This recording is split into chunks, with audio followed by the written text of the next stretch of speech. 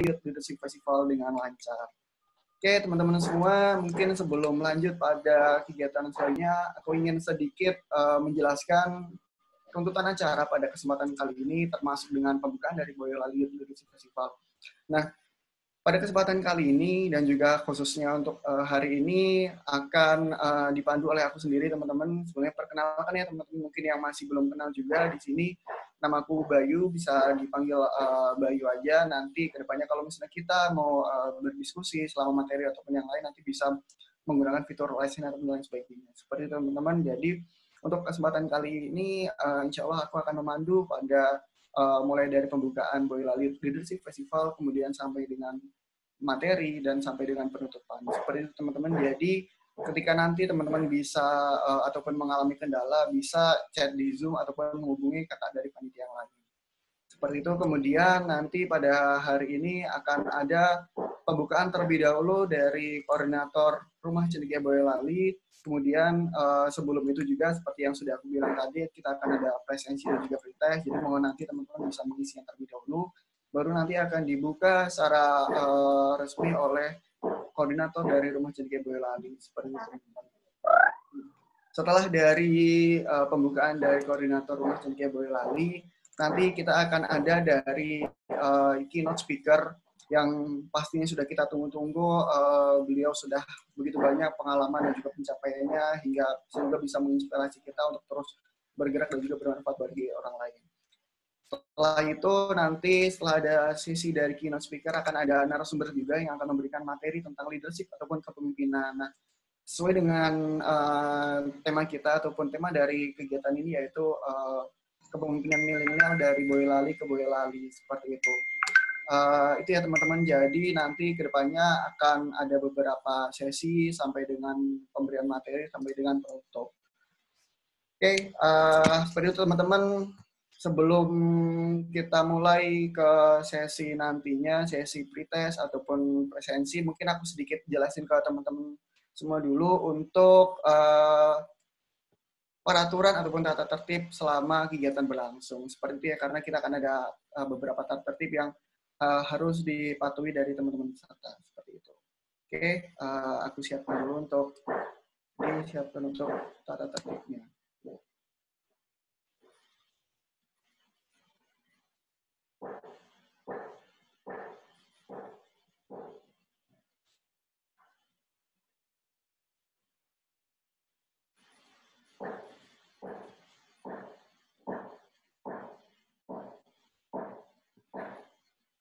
Oke, teman-teman sudah kelihatan semua kan? Sudah. Sudah, oke, siap. Terima kasih. Oke, jadi teman-teman pada hari ini kita akan ada beberapa tata tertib yang harus dipatuhi sama kita semua, termasuk dengan peserta dari Boyolali Leadership Festival. Nah, ini coba akan aku bantu bacakan ke teman-teman semua. Yang pertama, sebelum kegiatan diskusi nantinya, mohon untuk mikrofon peserta dapat dinonaktifkan ataupun di-mute seperti itu, agar nantinya tidak mengganggu sesi ketika narasumber ataupun keynote speaker sedang memberikan materi ataupun sharing. Seperti itu teman-teman. Jadi nanti ketika kita sudah mulai sesi diskusi ataupun dari keynote speaker dan juga pemateri sudah hadir dan sudah memberikan sharing, nanti mohon untuk di-mute ataupun dinonaktifkan terlebih dahulu. Baru nanti ketika misalnya ada yang ditanyakan bisa raise hand, nanti akan aku persilakan untuk bertanya. Yang kedua adalah peserta wajib untuk mengaktifkan kamera, teman-teman ya. Jadi mohon untuk diaktifkan terlebih dahulu untuk kameranya agar kita bisa lebih mengenal lebih dekat lagi dan nantinya narasumber ataupun dari keynote speaker bisa saling mengenal dari masing-masing peserta. Ataupun yang mungkin terkendala sinyal ataupun yang lain bisa menampilkan foto diri ya sebagai foto profil di Zoom selama kegiatan berlangsung. Jadi bisa juga diganti dengan foto profil, jadi foto masing-masing teman-teman kayak gitu ya. Kemudian selanjutnya peserta dimohon untuk menuliskan nama akun Zoom dengan format yaitu nama panggilan, kemudian asal sekolah. Misalnya Hanif _ SMAN 1 Boyolali seperti itu. Atau misalnya bisa disesuaikan dengan nama dan juga asal sekolah teman-teman masing-masing. Kemudian yang selanjutnya, panitia berhak mengeluarkan peserta yang tidak terdaftar ataupun tidak menggunakan nama identitas Zoom sesuai dengan nama yang telah digunakan ataupun didaftarkan. Jadi mohon nanti sesuai dengan yang poin sebelumnya, yaitu mohon untuk di rename sesuai dengan nama dan juga asal sekolah.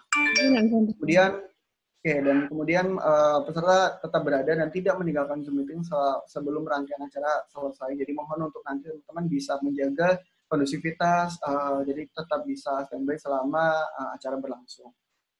Kemudian selanjutnya apabila terjadi gangguan koneksi ataupun yang lain sebagainya, mohon nanti peserta dapat bergabung kembali ketika misalnya gangguan tersebut sudah teratasi, ataupun misalnya ketika memang terjadi gangguan hal lain sebagainya, teman-teman peserta bisa menghubungi panitia dari pihak humas seperti itu. Nantinya juga teman-teman akan mengisi terlebih dahulu untuk presensi dan juga pretest. Nanti linknya akan tertulis juga di chat Zoom, jadi teman-teman bisa klik dan juga terbatas waktunya seperti itu, teman-teman. Nah, untuk nantinya ketika sudah selesai dari sesi materi dari narasumber maupun keynote speaker, nanti teman-teman bisa klik fitur raise hand, kemudian ketika aku nanti selaku moderator sudah mempersilahkan, nanti teman-teman bisa bertanya, baik itu di unmute untuk mikrofonnya, ataupun ketika misalnya tidak bisa chat di chat Zoom seperti itu. Seperti itu teman-teman untuk beberapa tata tertib selama kegiatan kita berlangsung. Semoga dapat dipatuhi oleh teman-teman semua. Jadi bisa diganti mulai dari sekarang ya teman-teman. Kalau misalnya ada yang belum untuk nama peserta ataupun rename akun Zoom-nya bisa diganti dari sekarang.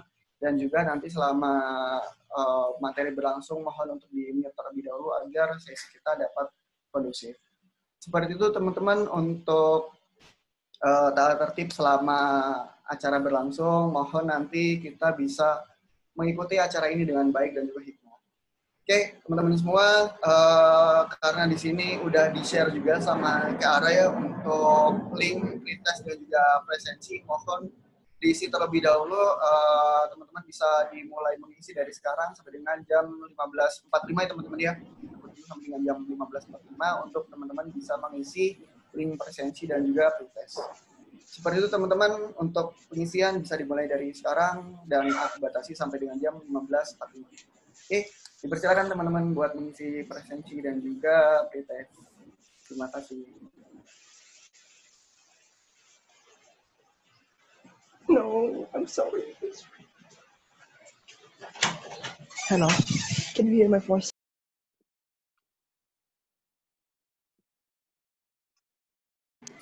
Saya sambil menunggu teman-teman peserta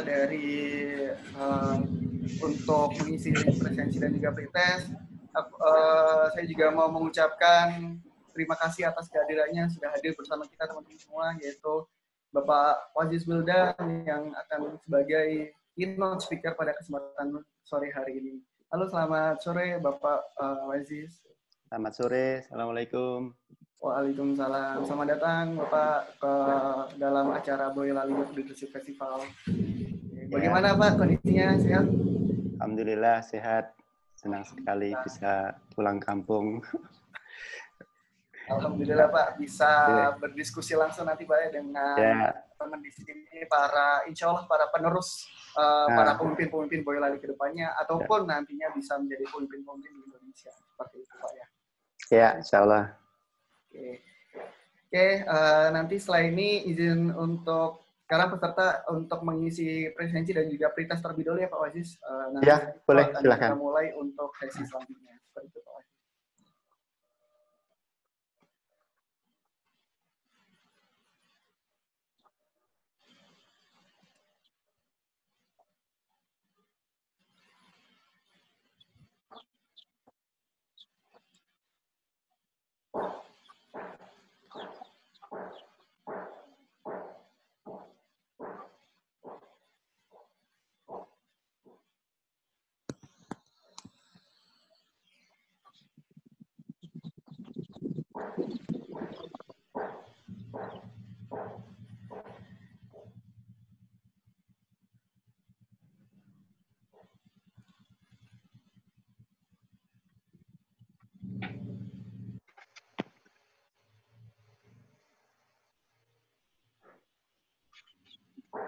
Oke, buat teman-teman yang baru hadir juga, teman-teman peserta yang baru hadir bisa langsung cek di chat Zoom. Kalau chat Zoom itu sudah di-share juga untuk presensi dan juga pretest, jadi bisa langsung diisi mulai dari sekarang. Oke, teman-teman, karena tadi untuk pembukaan dan juga pengisian presensi dan juga pretest kita batasi dengan jam 15.45 dan sekarang sudah pukul 15.45, maka kita akan mulai untuk agenda selanjutnya. Buat yang sedang mengisi ataupun yang belum mengisi bisa sambil didengar ya teman-teman untuk agenda selanjutnya. Terima kasih buat teman-teman semua yang sudah bergabung pada kesempatan kali ini dan sudah bergabung bersama kita juga keynote speaker yang luar biasa pastinya. Beliau nanti mungkin akan saya persilakan nanti untuk pengenalan lebih lanjut ya Pak Wajib, nanti untuk di sesi untuk keynote speaker seperti itu. Oke, teman-teman semua, kita akan lanjut ke agenda selanjutnya yaitu pembukaan seremonial dan juga secara resmi oleh koordinator dari Rumah Cendekia Boyolali. Selanjutnya aku serahkan kepada Kak Ara selaku koordinator Rumah Cendekia Boyolali untuk membuka acara Boyolali Youth Leadership Festival. Pada Kak Ara, saya persilakan. Terima kasih Bayu untuk kesempatannya. Terima kasih kepada teman-teman yang sudah hadir pada acara Boyolali Youth Leadership Festival hari ini, dan tentu saja terima kasih dan selamat datang kepada Pak Wazis yang sudah berkenan untuk menjadi keynote speaker kita pada sore hari ini. Nanti teman-teman insya Allah akan mendapatkan banyak ilmu dan juga inspirasi motivasi dari beliau, karena beliau dulu juga mengenyam pendidikan di Boyolali hingga sampai saat ini menjadi Dekan Teknik UGM. Semoga nanti teman-teman bisa mencontoh jejak karir beliau. Nah, untuk kesempatan kali ini, saya merasa perlu untuk mengapresiasi seluruh panitia yang sudah terlibat, sehingga di sini saya ingin memperkenalkan seluruh panitia kepada teman-teman yang harapannya panitia tersebut akan menjadi keluarga untuk kita semua. Jadi saya ucapkan selamat datang di Rumah Cendekia Boyolali untuk seluruh peserta yang hadir.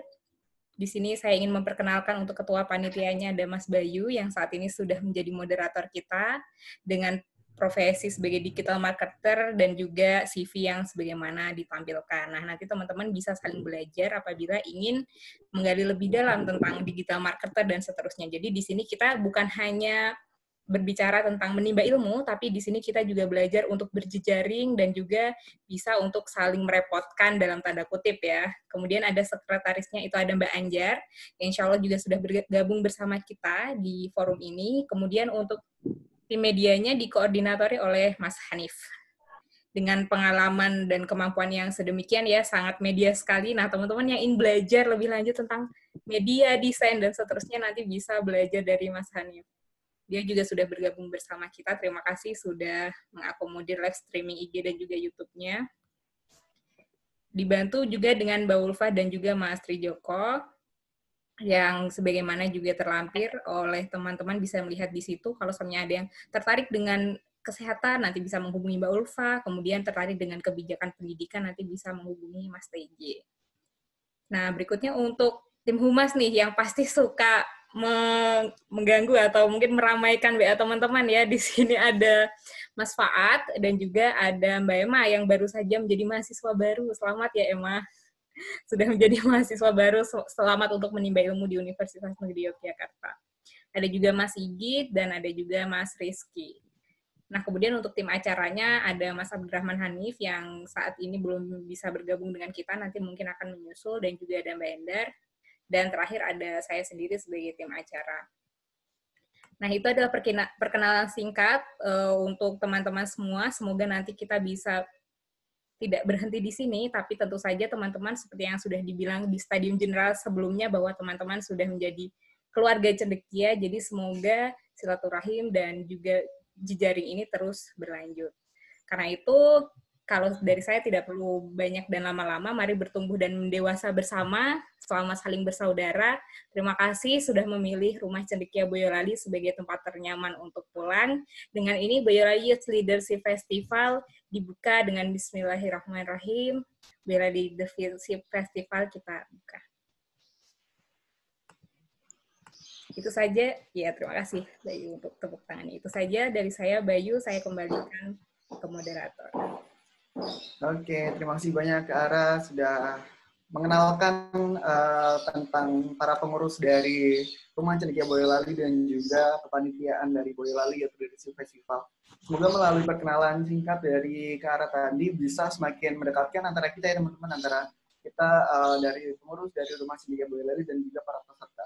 Dan mungkin perlu aku kenalkan juga ke teman-teman semua nanti kedepannya adalah kita nantinya akan menjadi keluarga dari Rumah Cendekia Boyolali ya. Jadi semoga setelah ini kita tidak ada gap, mungkin dia pengurus atau dia peserta ataupun yang lain. Semoga setelah ini kita bisa menjadi satu, yaitu keluarga dari Rumah Cendekia Boyolali. Seperti itu teman-teman. Semoga setelah ini bisa saling sharing, bisa saling terbuka satu sama lain, dan bisa saling membantu dalam hal banyak hal seperti itu teman-teman. Oke, terima kasih banyak Kara telah membuka dari Boyolali Youth Leadership Festival pada kesempatan kali ini.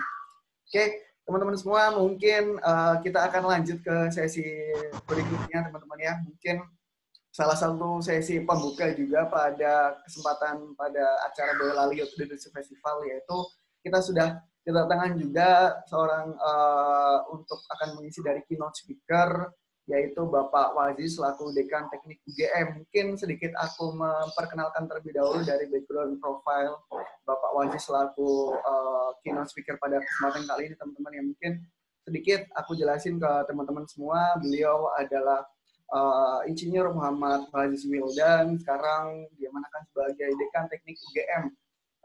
Insinyur Muhammad Waziz Wildan menempuh pendidikan S1 Teknik Mesin di Universitas Gadjah Mada. Kemudian mendapatkan gelar master juga dan juga dokter di Transcaled University di Inggris dengan fokus teknik mesin. Sebagai putra Boyolali, saat ini beliau menjadi dosen teknik mesin di Universitas Gadjah Mada dan menjabat sebagai dekan teknik Universitas Gadjah Mada. Seperti itu teman-teman untuk profil singkat dari Bapak Waziz. Mungkin selanjutnya, halo Bapak Waziz, aku ingin berdiskusi lebih lanjut dengan Pak Waziz. Bisa dengar Pak Waziz? Bisa, benar ya. Oke, selamat datang Pak Waziz. Suatu kebanggaan bagi kita semua di sini karena Pak Waziz mungkin di luar kesibukannya yang luar biasa dan mungkin sudah ada jadwal di weekendnya Pak ya. Jadi masih menyempatkan untuk bergabung bersama kami di sini, terutama untuk nantinya para peserta Boyolali Youth Leadership Festival. Oke, mungkin selanjutnya akan coba nanti Pak Waziz sharing ke teman-teman semua di sini, dan juga Pak Waziz mungkin bisa memperkenalkan lebih lanjut Pak Waziz pada Pak Waziz. Mohon saya persilakan Pak. Ya, baik. Bismillahirrahmanirrahim. Assalamualaikum warahmatullahi wabarakatuh. Waalaikumsalam warahmatullahi wabarakatuh. Baik, alhamdulillahirabbil alamin. Asyhadu an la ilaha illallah wa anna Muhammadan abduhu wa rasuluh. Allahumma shalli ala Muhammad wa ala alihi wa sahbihi ajmain. Amma ba'du. Alhamdulillah pada sore hari ini kita semuanya bisa berjumpa ya meskipun secara virtual. Ya, terima kasih pada Mbak Ara, Mas Bayu dan tim ya Boyolali Youth Leadership Festival. Dan terima kasih saya sudah diundang untuk ikut bergabung di acara sore hari ini. Saya diberi waktu 15 menit ya untuk bincang-bincang dengan adik-adik sekalian. Jadi sungguh hal yang menggembirakan bagi saya. Kalau ingat kata Boyolali gitu kok rasanya jadi kayak pulang kampung ya.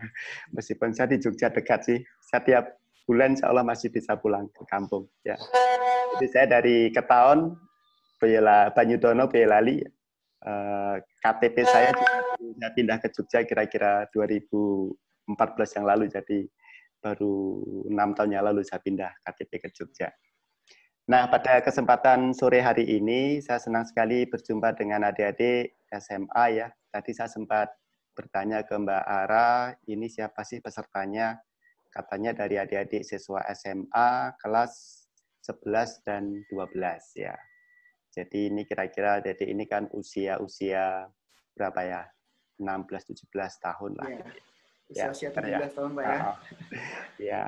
Dan biasanya saya juga pada beberapa kesempatan mengisi juga di SMA karena di UGM itu ada satu wadah untuk melayani masyarakat, jadi memberikan penjelasan ke SMA apabila ada yang meminta ke UGM terkait dengan mekanisme penerimaan mahasiswa baru ya. Jadi saya sudah beberapa tahun ikut di tim itu, tapi tak tunggu-tunggu nggak ada satupun SMA Boyolali yang undang kami gitu ya. Ini dari mana ini? Padahal kami dari Jogja hampir semua SMA ngundang ya, dari Nganjuk, Pekalongan, Riau, Kalimantan, Jakarta banyak. Cuman yang Boyolali saya nggak tahu harus kontak siapa. Tapi mudah-mudahan pertemuan ini bisa bernilai silaturahmi buat kita semua. Nah, mohon izin saya, karena waktunya singkat, saya tidak akan banyak berbicara, memberikan materi. Saya hanya akan berikan beberapa tayangan untuk bahan renungan buat kita semua.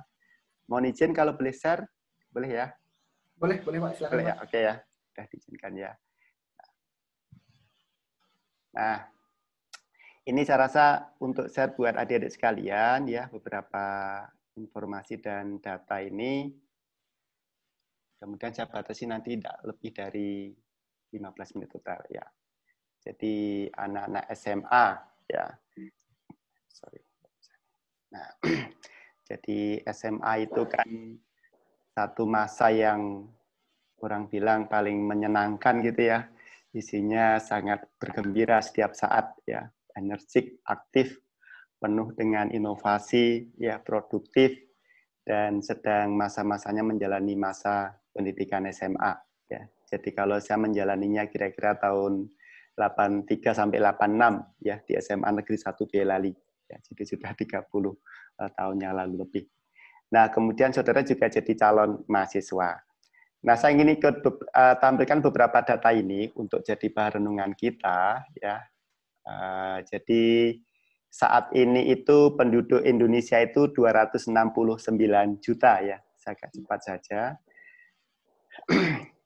Nah, yang berusia sekolah SMA, ya, jadi data dari BPS dan beberapa sumber yang kami kumpulkan, antara usia 15 sampai 19 tahun, itu jumlahnya kira-kira 23 juta, ya, 8,7%. Tetapi jumlah siswa SMA saat ini, ya, dari data box ya, kata data co.id, itu jumlah siswa SMA itu hanya 9,5 juta. Jadi artinya kalau adik-adik semua bisa sekolah SMA itu sebuah kenikmatan luar biasa, karena hanya kira-kira 40% dari anak-anak yang usia SMA itu bisa sekolah. Mungkin kalau kita ngelihatnya di Jogja, di Solo, di Boyolali, mungkin masih mayoritas itu sekolah, ya. Tetapi di negeri kita yang demikian luas ini masih banyak ya beberapa daerah itu yang tidak punya kesempatan mengenyam pendidikan SMA. Ya. Nah, kemudian ini ya data yang lain. Jadi kalau dari bawah ya itu siswa SD itu jumlahnya itu kira-kira 25 juta. Ya. SMP itu 10 juta. Ya, artinya dari situ juga ada sebagian saudara kita yang lulusan SD tidak bisa lanjut ke SMP ya, karena daya tampungnya terbatas. Dari SMP ke SMA itu kalau kita jumlahkan ya, data dari databox katadata.co.id ini, SMA itu 4,8, SMK itu 4,9. Jadi kira-kira 9 juta lah gitu ya untuk yang SMA ya. Nah, kemudian yang bisa kuliah, ya nanti kalau adik-adik lihat di data PDDikti ya, jadi semacam kalau anak-anak SMA kan punya nomor induk siswa nasional, itu yang mahasiswa juga ada data yang terpusat di Dikti sana, Kemendikbud. Itu jumlah mahasiswa D3, D4, dan S1 itu hanya kira-kira 6 juta. Jadi artinya tidak semua lulusan SMA dan SMK pun itu bisa kuliah. Nah, sehingga kalau ini kita lihat kan tadi dari porsi yang berusia anak SMA itu tidak bisa semuanya bisa sekolah. Sehingga ini patut kita syukuri ya untuk adik-adik sekalian. Tanggung jawab kita untuk bisa memanfaatkan waktu dengan baik untuk membangun bangsa ya kita di masa depan dan juga masa sekarang. Nah ini. Nah kemudian data yang lain, mungkin saya yakin di SMA juga sudah diajarkan ya, satu hal yang di satu sisi sangat menjanjikan, tapi juga bisa jadi sangat mengkhawatirkan. Ya, jadi akan ada masa bonus demografi di Indonesia. Jadi bonus demografi itu akan ada satu masa ketika penduduk yang usianya produktif, ya, jadi katakanlah antara 15 sampai 70 tahun, itu dominan. Ya. Jadi masyarakat itu sangat berusia produktif sehingga aktivitas itu bisa maju. Ya. Sementara penduduk yang usianya anak-anak dan lansia itu sedikit. Jadi yang ditanggung itu sedikit, nah produktif. Nah itu akan terjadi di tahun 2030. Bagaimana datanya?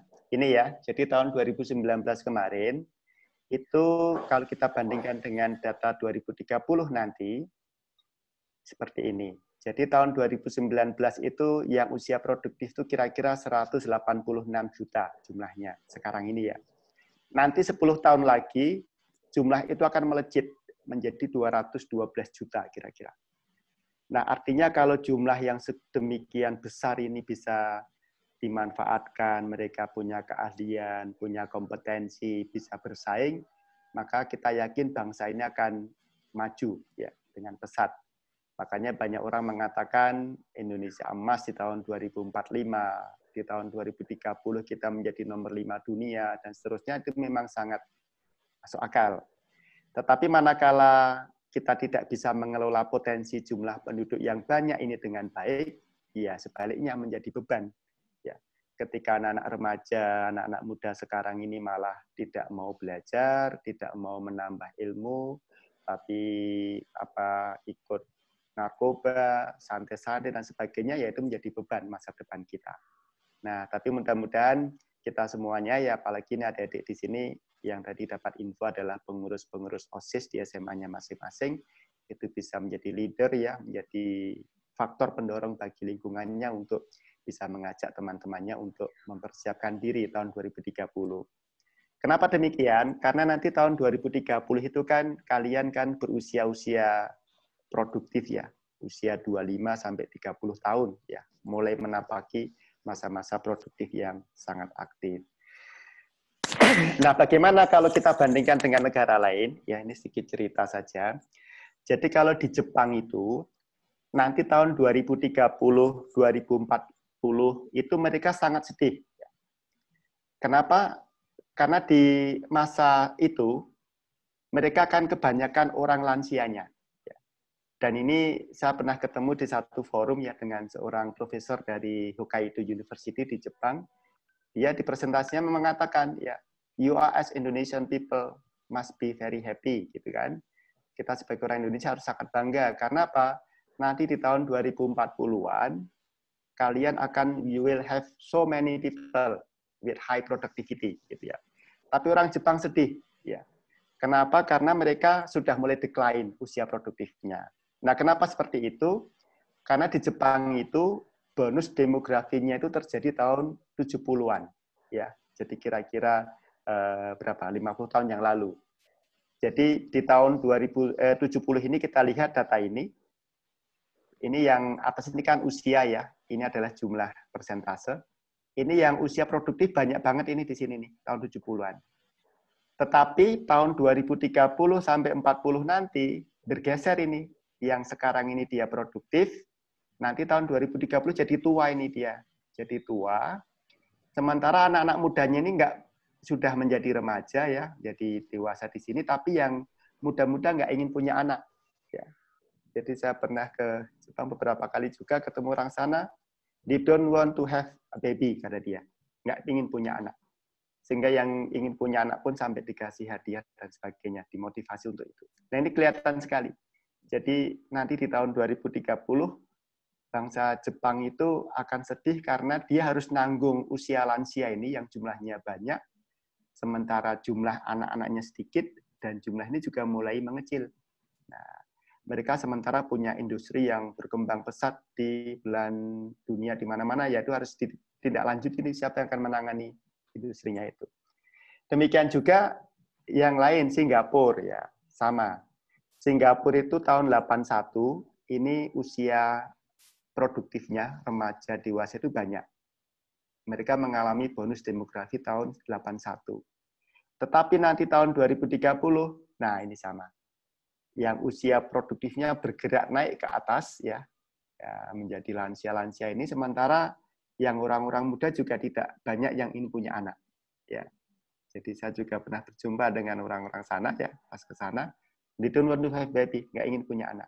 Nah, jadi ingin punya anak perlu didorong gitu ya. Kalau di kita kan dibatasi, jangan banyak-banyak anak gitu ya, karena untuk menjaga kesejahteraan ya banyak. Nah, ini terjadi. Nah, sehingga juga satu lagi tak kasih contoh, Korea juga demikian. Nah ini ya, Korea juga sudah berlalu masa bonus demografinya tahun 2000 yang lalu. Nah, ini menjadi satu optimisme buat kita, ya, terutama adik-adik yang sekarang sedang remaja ini, nanti tahun 2030, 2040, ya, ketika usia Anda itu usia yang sangat produktif, itu akan menikmati masa itu.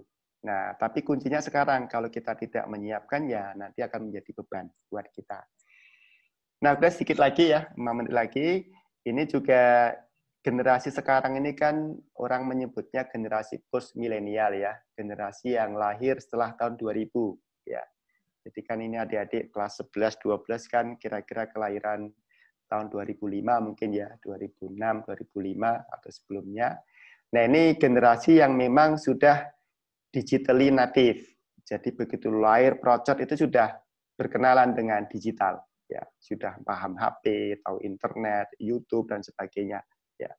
Kemudian umumnya mereka ya cenderung berpikir kreatif, terbuka, ya tidak menyukai banyak aturan yang kaku, sangat mudah berkomentar. Ya kita bisa lihat di medsos itu siapa tuh yang paling banyak berkomentar kan kira-kira generasi ini.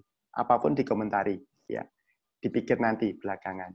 Nah sehingga dalam hal ini perlu kita juga hati-hati ya ketika kita berkomentar di medsos, itu kan sebagai gantinya kita ngomong-ngomong seperti ini, tapi dituliskan di medsos atau diupload di YouTube, ya harus hati-hati. Nah, sehingga ini perlu kita siapkan generasi milenial itu, dan kita sekarang ini hidup di era 4.0 ya, orang menyebutnya itu ya, era industri 4.0 itu, kalau boleh sekilas saya sampaikan agak cepat ya, karena waktunya terbatas. Jadi kita memasuki era 4.0 atau 4.0.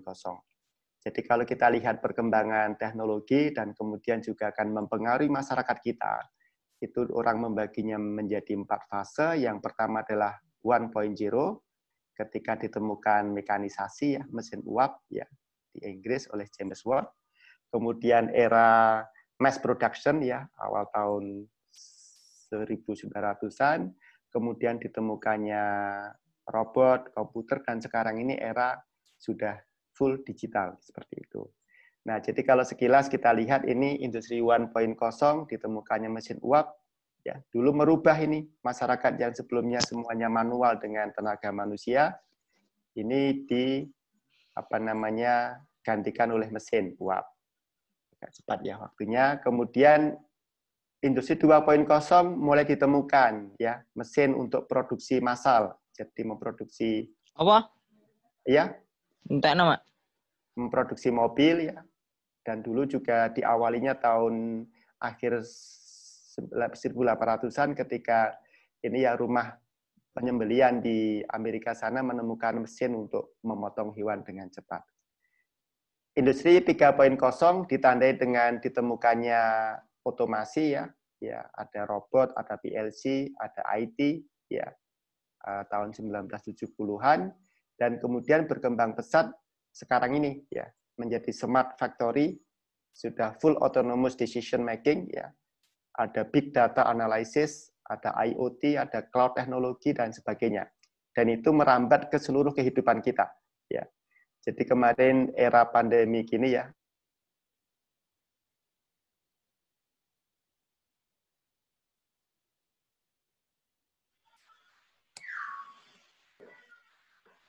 Halo Pak Wajis.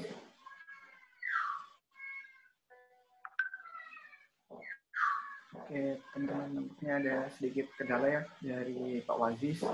Atau ini dari aku saja, teman-teman ya? Oke, halo Kak Ara. Ini kendala dari Pak Wajisnya kah atau dari akunya? Dari Pak Wajis sepertinya, baik. Oke, siap. Oke, teman-teman sambil menunggu dari mungkin ada kendala dari Pak Wajis.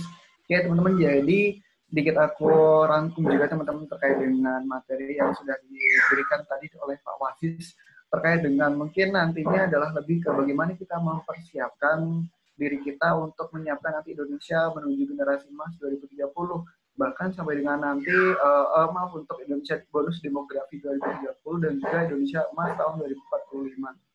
Seperti itu teman-teman. Jadi beberapa negara yang telah melewati itu, misalnya dari Jepang dan lain sebagainya, mereka telah melewati bonus demografinya, dan insya Allah nanti Indonesia akan sampai ke bonus demografi pada tahun 2030. Nah, coba dibayangkan nih teman-teman semua di sini, mungkin kan yang masih berumur 17 sampai dengan 18 tahun, mungkin 10 tahun mendatang kan di umur-umur produktif juga ya, di umur 28, 27, seperti itu. Dan mungkin umur-umur pasca kampus, telah menyelesaikan pendidikan kuliah, dan lain sebagainya, dan sudah menempuh di dunia pekerjaan, seperti itu teman-teman. Jadi harapannya nanti kita semua yang ada di sini, para dari pengurus ataupun keluarga dari Rumah Cendekia Boyolali bisa memberikan dampak dan juga manfaat yang besar pada saat memasuki Indonesia bonus demografi tahun 2030. Seperti itu teman-teman ya untuk pembahasan dari Pak Wasis tadi terkait dengan bagaimana kita menyiapkan untuk Indonesia bonus demografi tahun 2030. Oke, sepertinya Pak Wasis apakah sudah ada lagi bersama kita? Benar.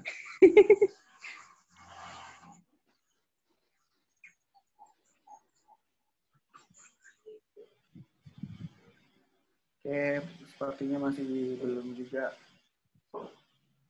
Oke, teman-teman semua, karena mungkin waktunya juga sudah sesuai dengan ketentuan yang sebelumnya, dan mungkin ketika nanti misalnya Pak Wajis akan hadir kembali, akan kita coba sapa kembali teman-teman ya. Oke, mungkin kita bisa lanjut ke sesi berikutnya teman-teman. Jadi mungkin nanti apa yang telah disampaikan oleh Pak Wajis sebelumnya tadi terkait dengan bagaimana kita mempersiapkan Indonesia ke bonus demografi tahun 2030, kemudian ke Indonesia menuju Indonesia emas tahun 2045, seperti itu mungkin bisa kita siapkan. Seperti itu teman-teman, selanjutnya akan kita masuk sesi selanjutnya, karena bersama kita sudah hadir narasumber yang luar biasa tentunya, tidak kalah hebat dengan Pak Wajis, yaitu Saudara Mas Alfat. Halo Mas Alfat, bisa dengar suaranya? Sudah hadir bersama kita. Oh, Assalamualaikum warahmatullahi wabarakatuh. Oke, waalaikumsalam warahmatullahi wabarakatuh. Terima kasih Mas Alfat sudah bergabung bersama kita semua di sini. Oke teman-teman semua, jadi sudah hadir bersama kita teman-temannya untuk akan menjadi narasumber pada kesempatan kali ini. Dan sesuai yang sudah direncanakan sebelumnya, atau mungkin teman-teman peserta sudah lihat untuk timeline dari acaranya, nanti Mas Alfat akan memberikan materi dan juga sharing seputar leadership. Seperti itu teman-teman, mungkin karena kita masih belum tahu juga ya untuk kabar dari Pak Wajis ya. Oke, Pak mungkin sebelumnya sedikit mungkin memperkenalkan terlebih dahulu, sebelum nanti akan coba aku perkenalkan ke teman-teman semua pada narasumber kesempatan kita pada kesempatan sore hari ini. Nah di sini sudah ada bersama kita Saudara Alfat Bagus Panuntun El Nur Indonesia. Beliau dulu sempat menjadi Presiden Mahasiswa BMKM tahun 2017. Nah, ini sedikit aku bacakan juga untuk background profile dari Saudara Alfat Bagus Panuntun El Indonesia adalah sempat menempuh pendidikan sarjana di ilmu pemerintahan di Universitas Gadjah Mada. Selama berkuliah, Alfat mendapat beasiswa bidik misi dan juga meraih kelulusan dengan predikat cum laude. Nah, kemudian pada tahun 2017 dia terpilih sebagai Presiden Mahasiswa BMKM UGM. Dan kemudian Saudara Alfa juga selaku founder dari Kolaborasi Kebaikan dan sekarang menjadi peneliti di TPKK Fakultas Ilmu Sosial dan Politik Universitas Gadjah Mada. Seperti itu teman-teman untuk sedikit profil dari narasumber kita pada sore hari ini. Semoga bisa membangun semangat untuk para teman-teman peserta di sini, karena sedikit yang bisa aku lihat di sini, beliau kalau misalnya di bidang leadership sudah tak perlu dipertanyakan lagi. Sedikit yang ingin aku highlight pada narasumber kita kesempatan kali ini adalah beliau sempat berapa kali beasiswa teman-teman, dan juga bahkan beliau lulus dengan predikat cum laude. Bisa dibayangkan padahal dulu beliau mendapatkan amanah untuk menjabat sebagai Presiden Mahasiswa BMKM UGM dan tetap menyimbangkannya antara akademik dan juga non-akademik. Seperti itu teman-teman, jadi semoga bisa menjadi pengantar untuk diskusi pada kesempatan kali ini. Untuk selanjutnya aku silakan kepada Mas Alfat. Selanjutnya silakan Mas Alfat. Saya izin untuk share screen ya. Boleh, silakan Mas. Sudah terlihat belum? Masih proses Mas, masih belum.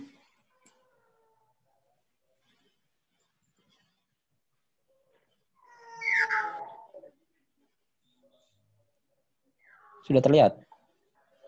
Kalau di aku sih belum, yang lain mungkin sudah. Kalau di aku sekarang belum Mas Alfat. Oke, sudah terlihat. Sudah ya? Sudah.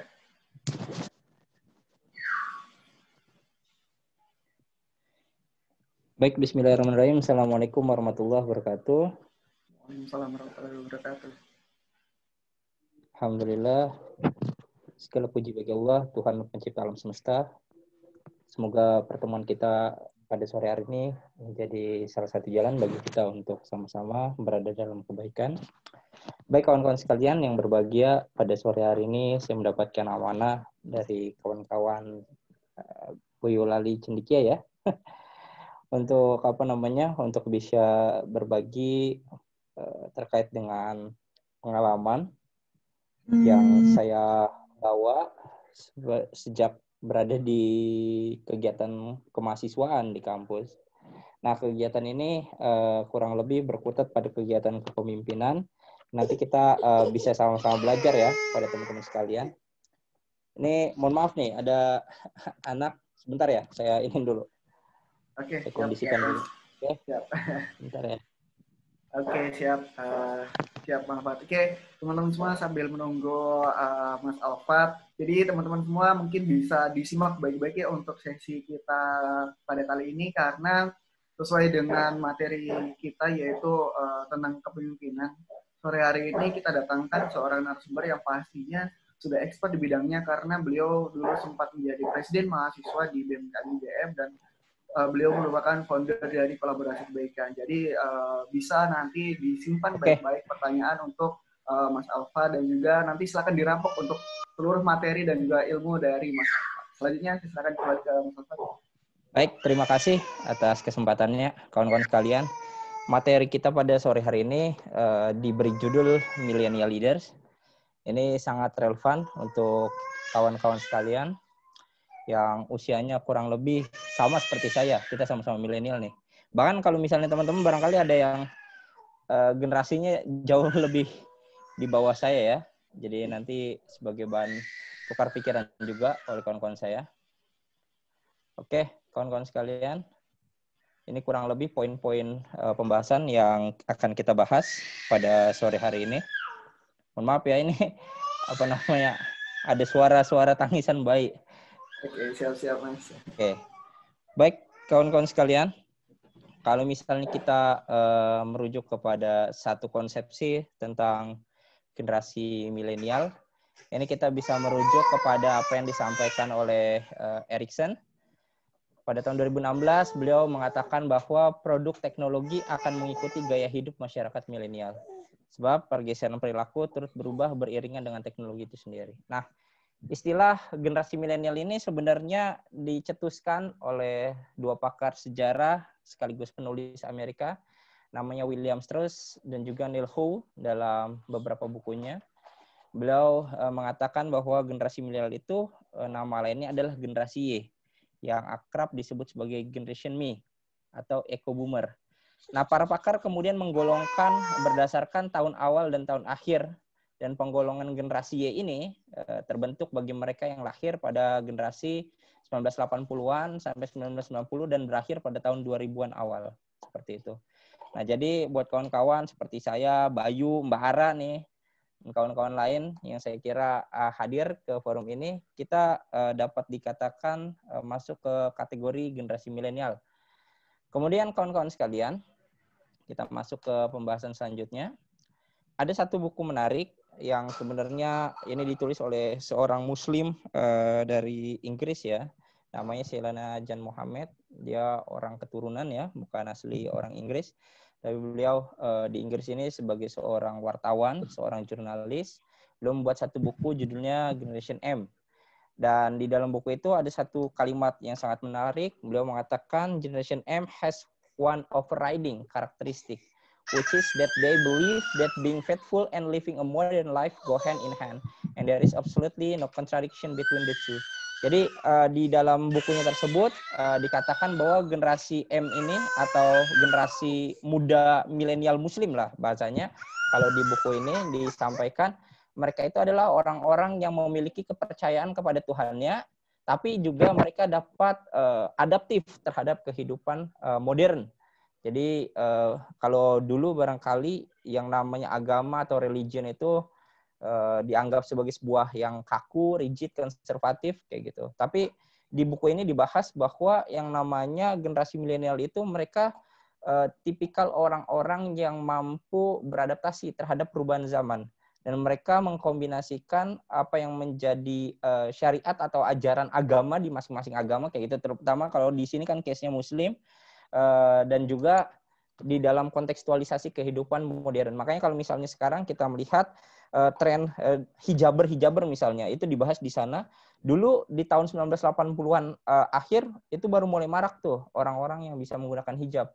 Sebelum-sebelumnya sangat jarang, meskipun dia Muslim di Indonesia, tapi sangat sulit bagi kita untuk melihat orang-orang tersebut menggunakan hijab secara full face kayak gitu loh, yang menutupi aurat kayak gitu sampai dada. Nah, kalau misalnya hari ini teman-teman dengan sangat mudah menemukan orang-orang yang orang-orang yang hidup dalam modernitas kayak gitu, tapi juga menerapkan syariat. Makanya kalau sekarang kan kita sering melihat ya istilah hijabers jadi influencer kayak gitu ya. Kayak kayak semuanya itu jadi menarik seperti itu. Jualan-jualan di Instagram itu kan pada banyak menggunakan influencer yang hijaber kayak gitu. Nah, ini saya kira menjadi salah satu tren dunia hari ini di mana menggunakan hijab itu adalah sebagai sebuah fashion kayak gitu. Nah, selain daripada itu tentu saja kalau misalnya teman-teman sadar atau enggak ya, misalnya di Jogja kayak gitu. Banyak pengusaha-pengusaha yang memang mereka itu bukan hanya sebatas menjadi pengusaha kayak gitu, tapi menjadi seorang trainer, menjadi seorang motivator, menjadi seseorang yang kemudian jadi public figure kayak gitu. Jadi selain sebagai public figure, ya mereka juga sibuk berbisnis kayak gitu.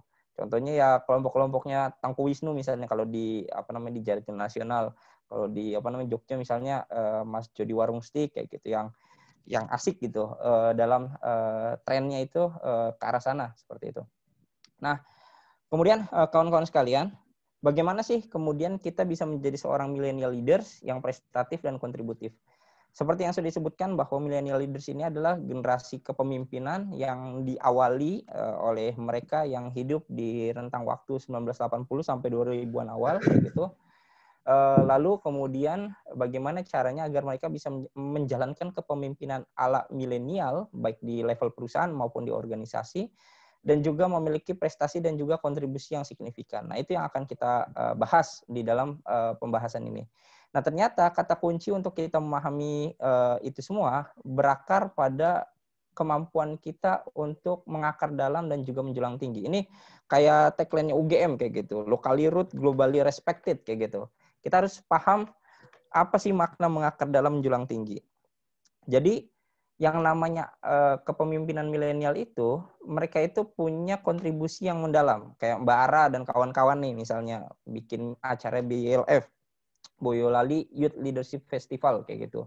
Ini adalah bagian serangkaian upaya bagi teman-teman untuk membumi kontribusi kepada kampung halaman kayak gitu. Kado terbaik untuk kampung halaman apa sih? Ya ini, Mbak Ara kan sekarang di Jakarta kayak gitu. Yang orang Boyolali ke Jakarta kayak gitu. Saya orang Jakarta malah ke Jogja kayak gitu.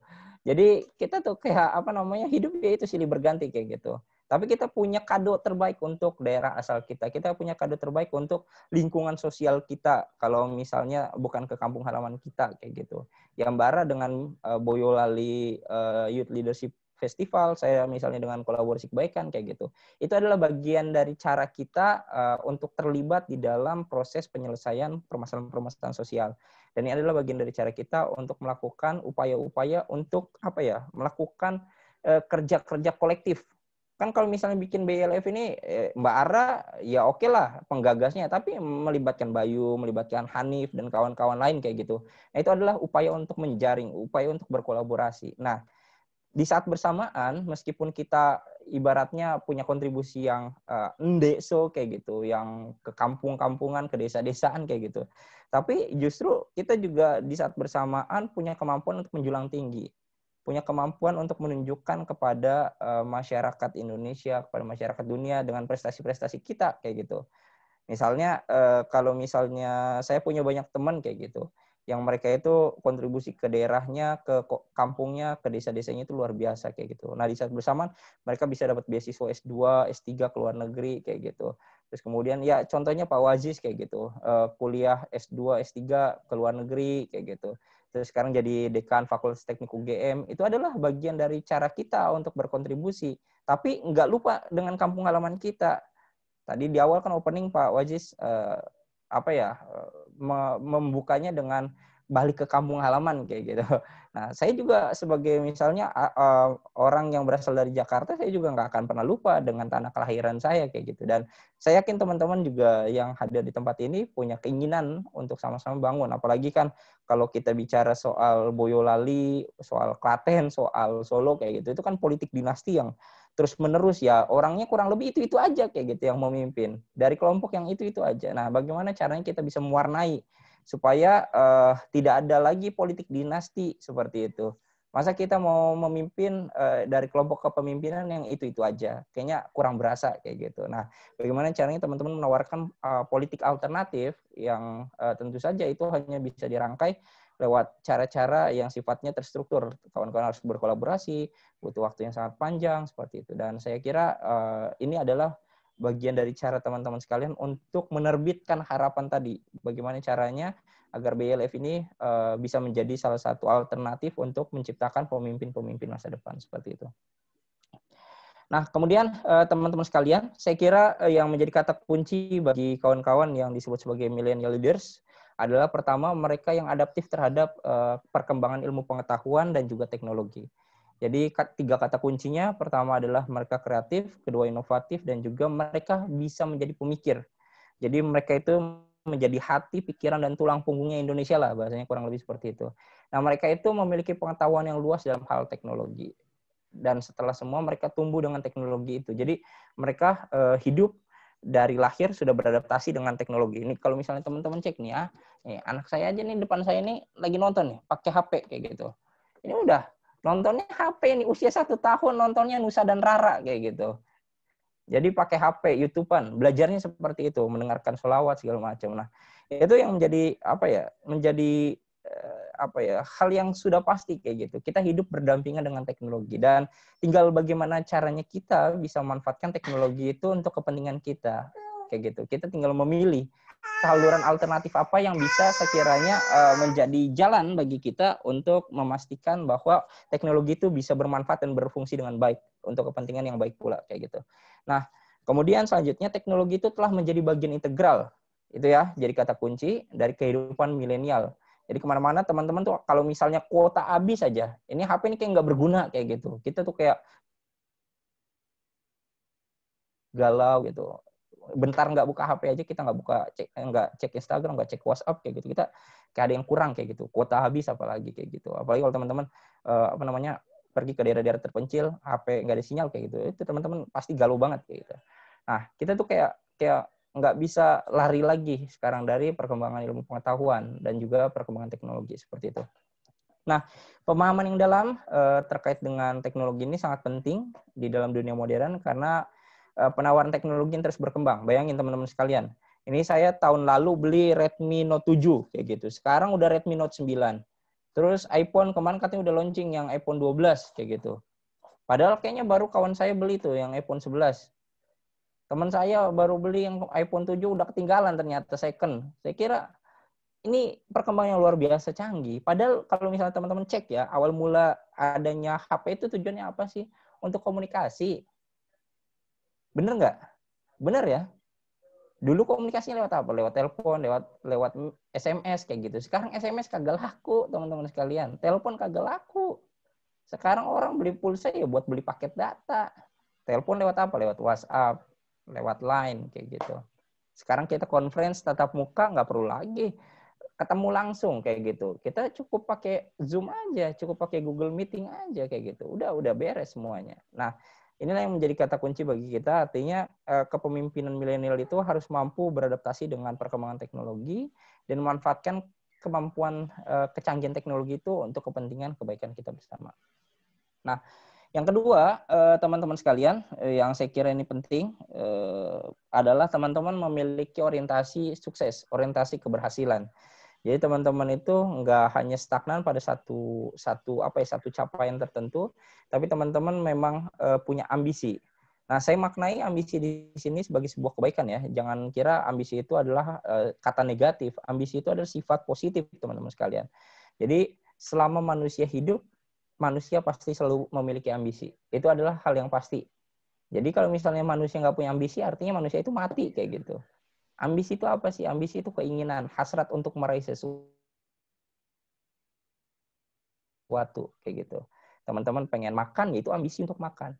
Teman-teman pengen maju jadi ketua BEM kayak gitu, itu ambisi teman-teman sekalian. Teman-teman mau apa lagi? Mau kuliah dengan beasiswa, itu ambisi juga teman-teman sekalian. Jadi jangan salah dengan ambisi. Ambisi itu adalah sesuatu yang baik. Kalau misalnya kita memaknainya baik, kalau kita menggunakannya dengan baik.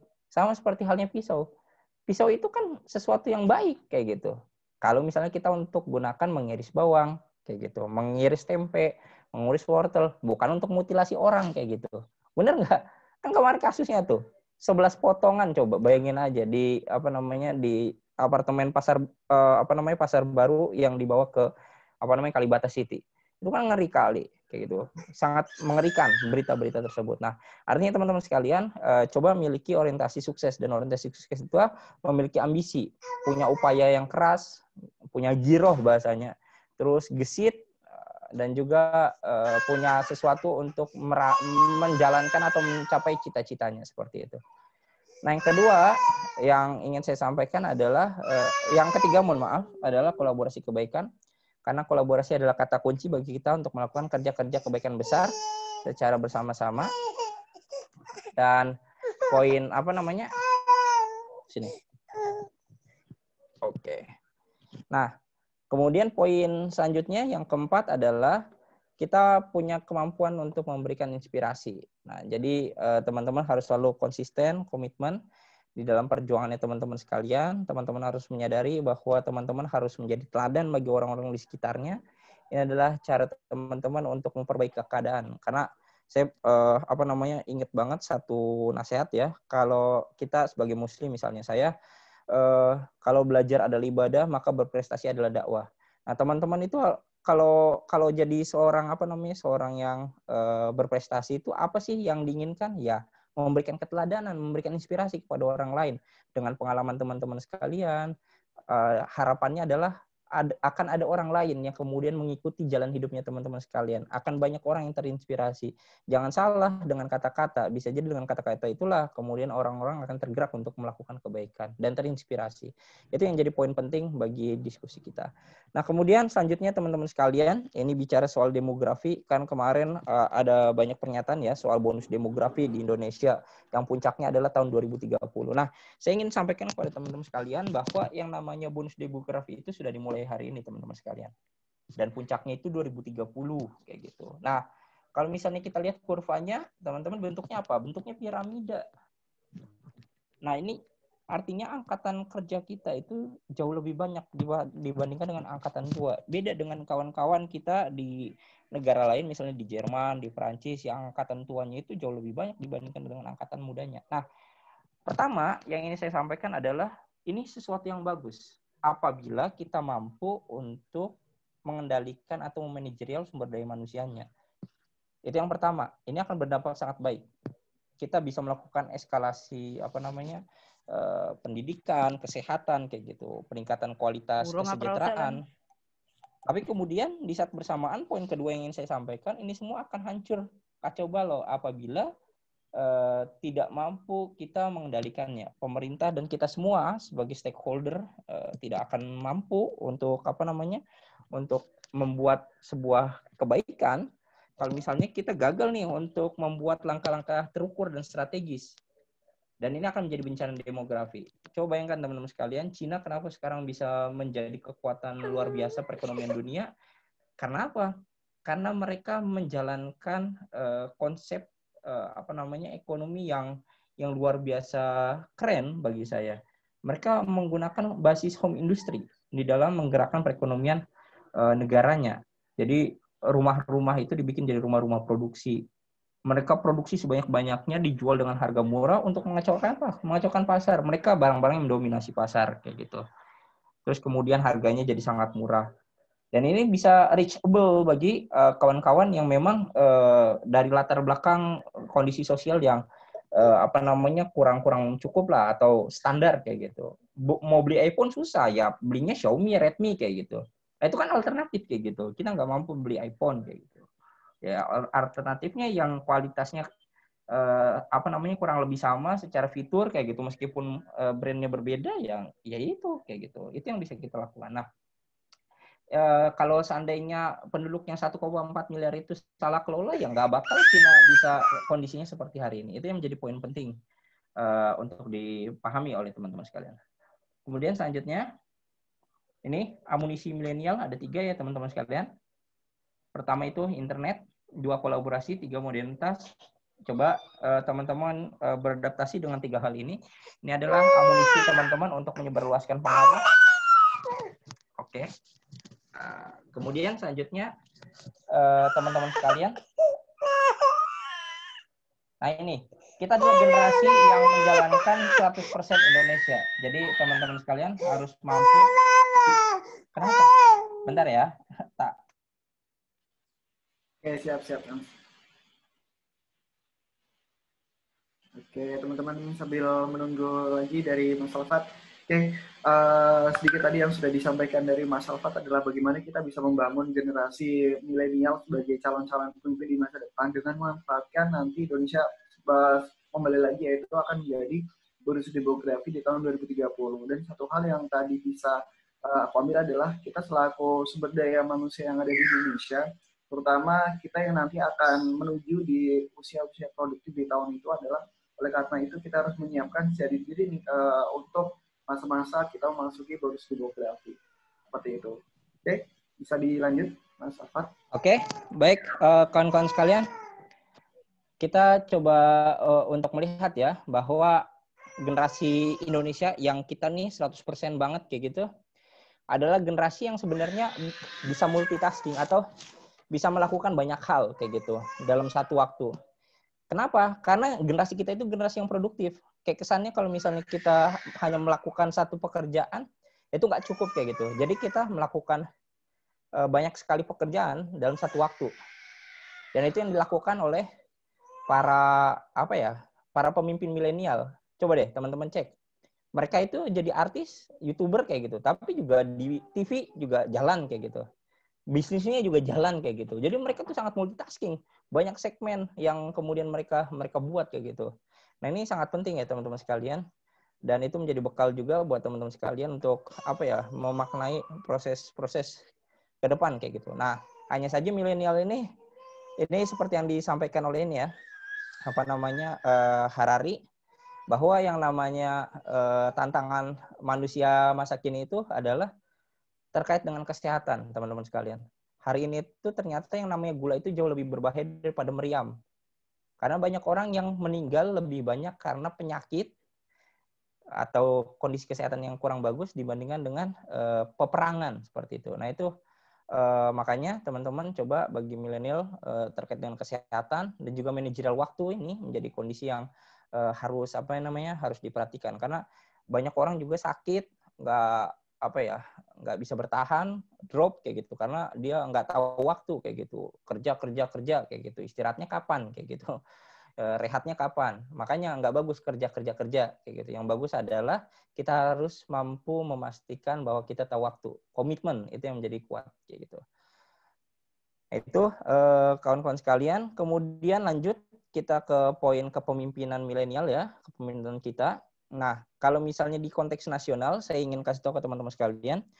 Dulu kita punya tokoh namanya Hos Cokroaminoto. Beliau ini adalah Bapak Raja Jawa tanpa mahkota. Jadi beliau itu mengkader para pemimpin bangsa, ada Bung Karno, ada siapa, Musa Alimin kayak gitu. Nah itu adalah para pendiri bangsa yang mereka itu punya pemikiran politik yang berbeda, tapi mereka bisa satu asrama gitu. Soekarno dengan konsepsi nasionalismenya kayak gitu, Musa Alimin dengan konsepsi komunismenya, terus Kartus Wiryo misalnya dengan konsepsi Islamismenya kayak gitu. Nah, itu mereka kenapa sih satu asrama, gurunya sama tapi mengembangkan pola pemikiran yang berbeda kayak gitu.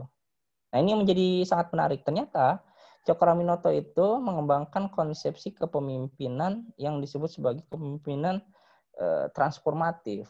Dia itu bukan bicara soal penyamarataan atau penyeragaman. Kita berangkat dari konsepsi di mana kita ini sadar bahwa kita ini berbeda kayak gitu. Tapi dengan perbedaan itulah kita sama-sama ingin bertujuan untuk membangun bangsa kayak gitu. Meskipun nanti perdebatan lainnya adalah kita tahu bahwa ya konsepsi ini yang dibina dari masing-masing anak asuhnya ini saling bertentangan kayak gitu secara politik kayak gitu. Tapi kita bisa mengatakan bahwa keberhasilan dari host Cokroaminoto ini karena mereka berhasil mengkader anak-anak asuhnya kayak gitu untuk menjadi pemimpin-pemimpin nasional. Nah, itu yang menjadi poin penting buat teman-teman sekalian. Nah, di level nasional, para pemikir bangsa ini yang hari ini ya, dalam konteks kontemporer itu percaya bahwa yang menjadi problematika utama bangsa kita adalah soal kepemimpinan. Makanya sekarang banyak beasiswa-beasiswa kepemimpinan ya, baik yang sifatnya yang dirancang oleh lembaga swadaya masyarakat yang sifatnya tentatif gitu, atau sementara barang 3 hari, 1 minggu kayak gitu, atau BLF seperti ini, itu kan konsennya ke kepemimpinan. Tapi ada juga nih yang membuat program beasiswa seperti Rumah Kepemimpinan, Mas Alfat sama Mbak Ara, Pak Waziz juga pembina kami di beasiswa Rumah Kepemimpinan, terus beasiswa Aktivis Nusantara kayak gitu, Kader Surau, Yulit kayak gitu. Banyak tempat-tempat yang kemudian mengasah kepemimpinan. Selain daripada itu kan banyak lagi Future Leader Summit misalnya, terus Forum Indonesia Muda kayak gitu. Nah, itu adalah forum-forum yang memang sengaja untuk mengumpulkan orang-orang muda terbaik Indonesia di inkubasi kayak gitu. Dan memang semuanya itu membahas tentang potensi-potensi kepemimpinan anak muda, yang mana kita itu memang diminta atau dipaksa kayak gitu untuk bicara soal sesuatu yang sifatnya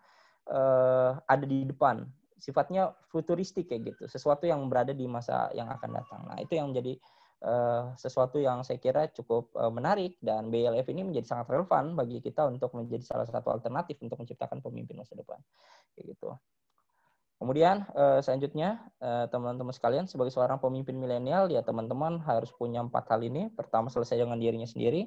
Teman-teman punya kesadaran bahwa teman-teman itu adalah orang-orang hebat, orang-orang yang punya potensi, dan dengan potensinya itu teman-teman itu harus mampu memberikan dampak kepada orang lain. Maksud selesai terhadap diri sendiri apa sih? Urusan ibadah, urusan makan minum kayak gitu. Urusan apa lagi? Urusan yang berkaitan dengan sesuatu yang sifatnya basis banget kayak gitu. Terhadap diri sendiri itu udah beres kayak gitu. Sehingga dengan beresnya tugas-tugas pribadi kita kemudian bisa melanjutkan kepada tugas-tugas yang sifatnya lebih besar. Tugas-tugas kemasyarakatan, tugas-tugas yang sifatnya berusaha untuk menjangkau sebanyak-banyaknya orang. Nah, itulah yang harus teman-teman capai. Ini yang pertama. Yang kedua adalah soal keteladanan. Bangsa kita ini minim keteladanan. 95% berita yang teman-teman cek, baik di media sosialnya, atau kemudian di berita kayak gitu, itu kan banyak berita-berita politik. Dan berita-berita politik itu yang muncul di Indonesia itu kan banyak kan yang kurang edukasi kayak gitu. Yang bicara soal korupsi, kolusi, nepotisme, terus kemudian sangat tidak mengedukasi publik. Dari awal kita udah tahu yang namanya gedung Kejaksaan Agung itu dibakar, bukan terbakar kayak gitu. Dan ternyata sudah dicek kayak gitu, dan memang benar itu bukan karena arus pendek, tapi karena ada yang membakar kayak gitu. Nah, kita nggak tahu nih, padahal kan kalau di luar negeri gampang ya, ataunya di Indonesia sebenarnya bisa, tinggal cek aja CCTV kayak gitu. Kita kan bisa menduga lah itu bukan waktu jam kerja malam-malam kayak gitu, kok bisa kebakar? Siapa emang yang kerja malam-malam di kantor pemerintahan kayak gitu? Orang kantor pemerintahannya tutupnya sore kayak gitu, jam 3. Nah, itu hal-hal yang saya kira dengan sangat mudah kita bisa membaca. Masa kita harus manggil detektif Conan dulu untuk menembus atau kemudian menemukan siapa sih pelaku dari pembakaran kantor Kejaksaan Agung. Nah, itu adalah salah satu contoh ya. Jadi, teman-teman sekalian, kita kekurangan keteladanan dan oleh karena itu kita harus mencari teladan tersendiri. Teman-teman harus punya role modelnya masing-masing. Nah, dengan cara itulah teman-teman bisa mengembangkan pola-pola keteladanan yang orisinil bagi teman-teman sekalian. Ya, teman-teman misalnya menjadi tokoh mahasiswa, tokoh pelajar kayak gitu. Ya, teman-teman harus mengembangkan desain-desain keteladanannya sendiri agar orang-orang bisa terinspirasi dari sikapnya teman-teman sekalian. Yang ketiga adalah soal pengaruh. Yang namanya pemimpin itu harus punya pengaruh. Kalau nggak punya pengaruh, dia bukan pemimpin. Dan pemimpin bukan bicara soal jabatan struktural. Itu harus dicatat oleh teman-teman sekalian. Jadi pemimpin itu bukan berarti ya karena saya ketua BEM ya saya yang jadi pemimpin. Bukan berarti kayak gitu. Banyak para ketua BEM yang dia jadi ketua BEM tapi yang memimpin sebenarnya bukan dia kayak gitu. Ada presiden juga yang memimpin ya nama presidennya dia kayak gitu. Tapi yang memimpin negaranya bukan dia. Ada orang-orang di balik layarnya. Bisa jadi dia hanya menjadi boneka atau apapun kayak gitu. Nah, itu yang harus teman-teman cek kayak gitu. Itu menjadi poin penting saya kira bagi teman-teman sekalian supaya apa? Supaya kita sadar bahwa yang namanya kepemimpinan itu adalah gaya, adalah sesuatu yang kita laksanakan sebagai seorang pemimpin. Adalah kemauan bagi kita untuk mempengaruhi orang lain. Dengan cara apa? Dengan cara khasnya teman-teman sekalian. Yang keempat adalah manajerial waktu yang baik. Saya biasa membagi waktu itu setiap hari itu kepada 5 hal teman-teman sekalian. Pertama, waktu untuk ibadah. Kedua, waktu untuk keluarga. 3, waktu untuk bersosialisasi atau berorganisasi. 4 adalah waktu untuk mengembangkan diri. 5 adalah waktu bagi kita untuk berefleksi. 5 hal itu yang saya bagi. Kenapa itu penting? Coba pertama, kenapa kita harus menempatkan waktu untuk ibadah di tempat paling tinggi? Ya karena kita menyadari bahwa kita adalah makhluk ciptaan Tuhan, maka kemudian yang namanya urusan ibadah itu ditempatkan di skala tertinggi. Kedua, waktu untuk keluarga. Teman-teman yang berkuliah misalnya, atau yang sudah nggak tinggal sama orang tua, tinggal di kos, tinggal di perantauan kayak gitu. Itu harus berbagi kabar juga dengan keluarga kayak gitu. Dan lebih beruntung lagi orang-orang yang memang kuliah atau sekolah di satu kota bisa tinggal bareng sama orang tua. Manfaatkanlah kesempatan teman-teman untuk bersama orang tua, bersama keluarga, bercengkrama kayak gitu. Itu menjadi satu hal yang sangat penting bagi teman-teman sekalian karena keluarga adalah rumah tempat kita kembali seperti itu. Nah, yang ketiga adalah waktu kita untuk bersosialisasi atau berorganisasi. Penting bagi teman-teman sekalian untuk menjadi makhluk sosial. Jangan sampai asosial ya, teman-teman sekalian. Dan itu yang membuat teman-teman menjadi makhluk yang hidup, yang dinamis. Yang keempat adalah waktu untuk meningkatkan kapasitas diri. Teman-teman sadar bahwa teman-teman butuh pengembangan diri, butuh aktualisasi diri. Teman-teman harus punya targetan. Hari ini targetnya apa? Misalnya ngisi acara sore ini, malam ngisi acara, kayak gitu.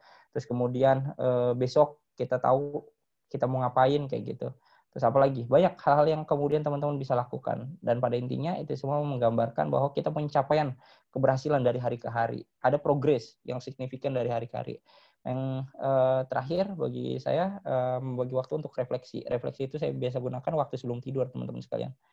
Di waktu sebelum tidur itu saya manfaatkan untuk berefleksi kita perlulah mengoreksi apa yang menjadi kekurangan hari ini dalam rangka untuk memperbaiki hari yang akan datang. Nah, ini menuju Indonesia berdaya. Jadi setidaknya kita harus melakukan 2 hal di dalam kehidupan. Pertama refleksi, kedua proyeksi. Refleksi adalah bagian cara kita untuk mengoreksi diri kita, apa yang kurang hari ini, dan kita berusaha untuk mengevaluasinya secara berkala, kayak gitu. Dalam rangka untuk apa? Memproyeksikan hari yang akan datang supaya lebih baik, kayak gitu. Maka hadapilah hidup ini dengan perencanaan atau visi yang jelas, kemudian misi hidup yang jelas kayak gitu, dan semua itu bisa terukur dari waktu ke waktu karena kita percaya bahwa di tangan kita lah tergenggam arah bangsa kayak gitu. Itu yang menjadi bagian penutup dari diskusi kita pada sore hari ini. Mohon maaf kalau ada salah kata dan perbuatan. Terima kasih. Wassalamualaikum warahmatullahi wabarakatuh. Oke, terima kasih banyak Mas Alfat buat sesi materi yang sudah diberikan tentang bagaimana millennial leader yang tadi telah disampaikan oleh Mas Alfat tentang bagaimana kita selaku kaum milenial ataupun generasi Y tadi kalau misalnya sudah disampaikan, nantinya kita akan nyangsang ke bonus demografi Indonesia tahun 2030 dan beberapa faktor yang harus kita persiapkan sampai dengan jenjang kita bisa menjadi seorang leader, baik itu leader di perusahaan maupun di organisasi, di kampus maupun di sekolah seperti itu. Nah, terima kasih banyak atas Mas Alfad yang sudah disampaikan. Oke, mungkin boleh juga ke teman-teman kalau misalnya ada yang mau ditanyakan bisa pakai fitur raise hand ya teman-teman untuk tadi kalau misalnya ada yang ditanyakan ataupun bisa melalui chat juga. Seperti itu. Oke, mungkin sambil menunggu dari peserta yang mungkin ingin bertanya, ini tadi juga izin menyampaikan juga ya teman-teman, tadi ada pesan dari Pak Wazis, ya selaku keynote speaker pertama tadi kita, yaitu karena beliau masih mengalami kendala tadi, jadi mohon disampaikan saja, silakan dilanjut, dan juga izin pamit ke kita semua teman-teman, ke para keluarga Rumah Cendekia Boyolali. Jadi semoga sukses untuk acaranya dan juga lancar, dan semoga adik-adik dan juga panitia tetap semangat dan sukses menggapai cita-cita. Seperti itu teman-teman, semoga apa yang sudah diberikan Pak Aziz tadi bisa menjadi pemancing semangat kita untuk terus mengejar kesuksesan kita dan juga mencapai apa yang sudah kita inginkan dari dini.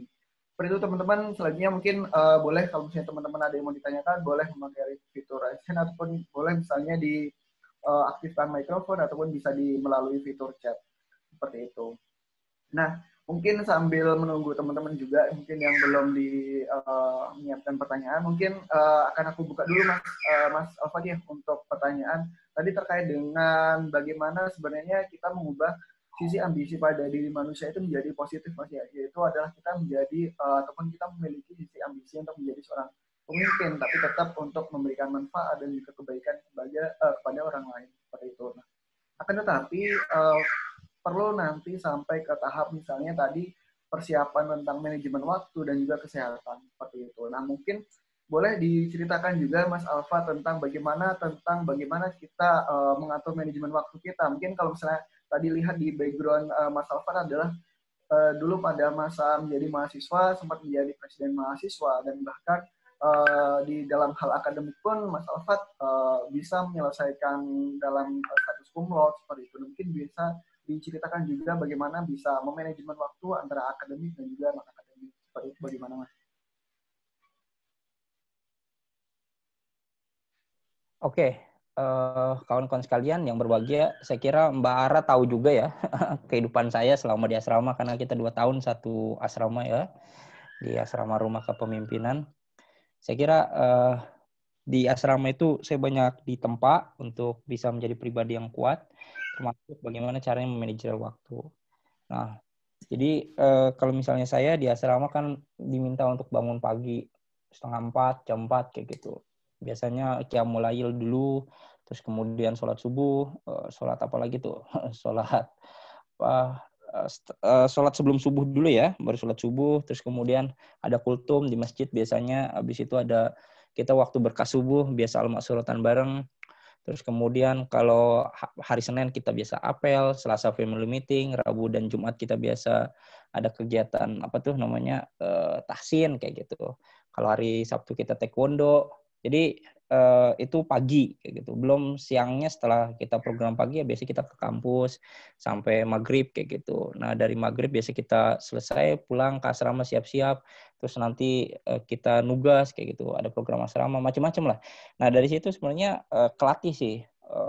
Dan sebenarnya sebelum saya masuk asrama juga di sekolah, kebetulan STM saya jauh rumahnya itu, jaraknya dari rumah itu lumayan jauh. Saya harus naik 2 kali bis ke sekolah sewaktu STM dulu.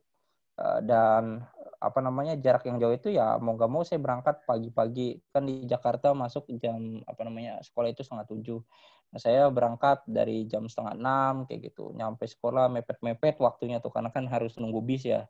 Kalau naik kendaraan pribadi kan ya enak. Kalau saya waktu itu karena jauh nggak punya motor juga ya naik bis 2 kali.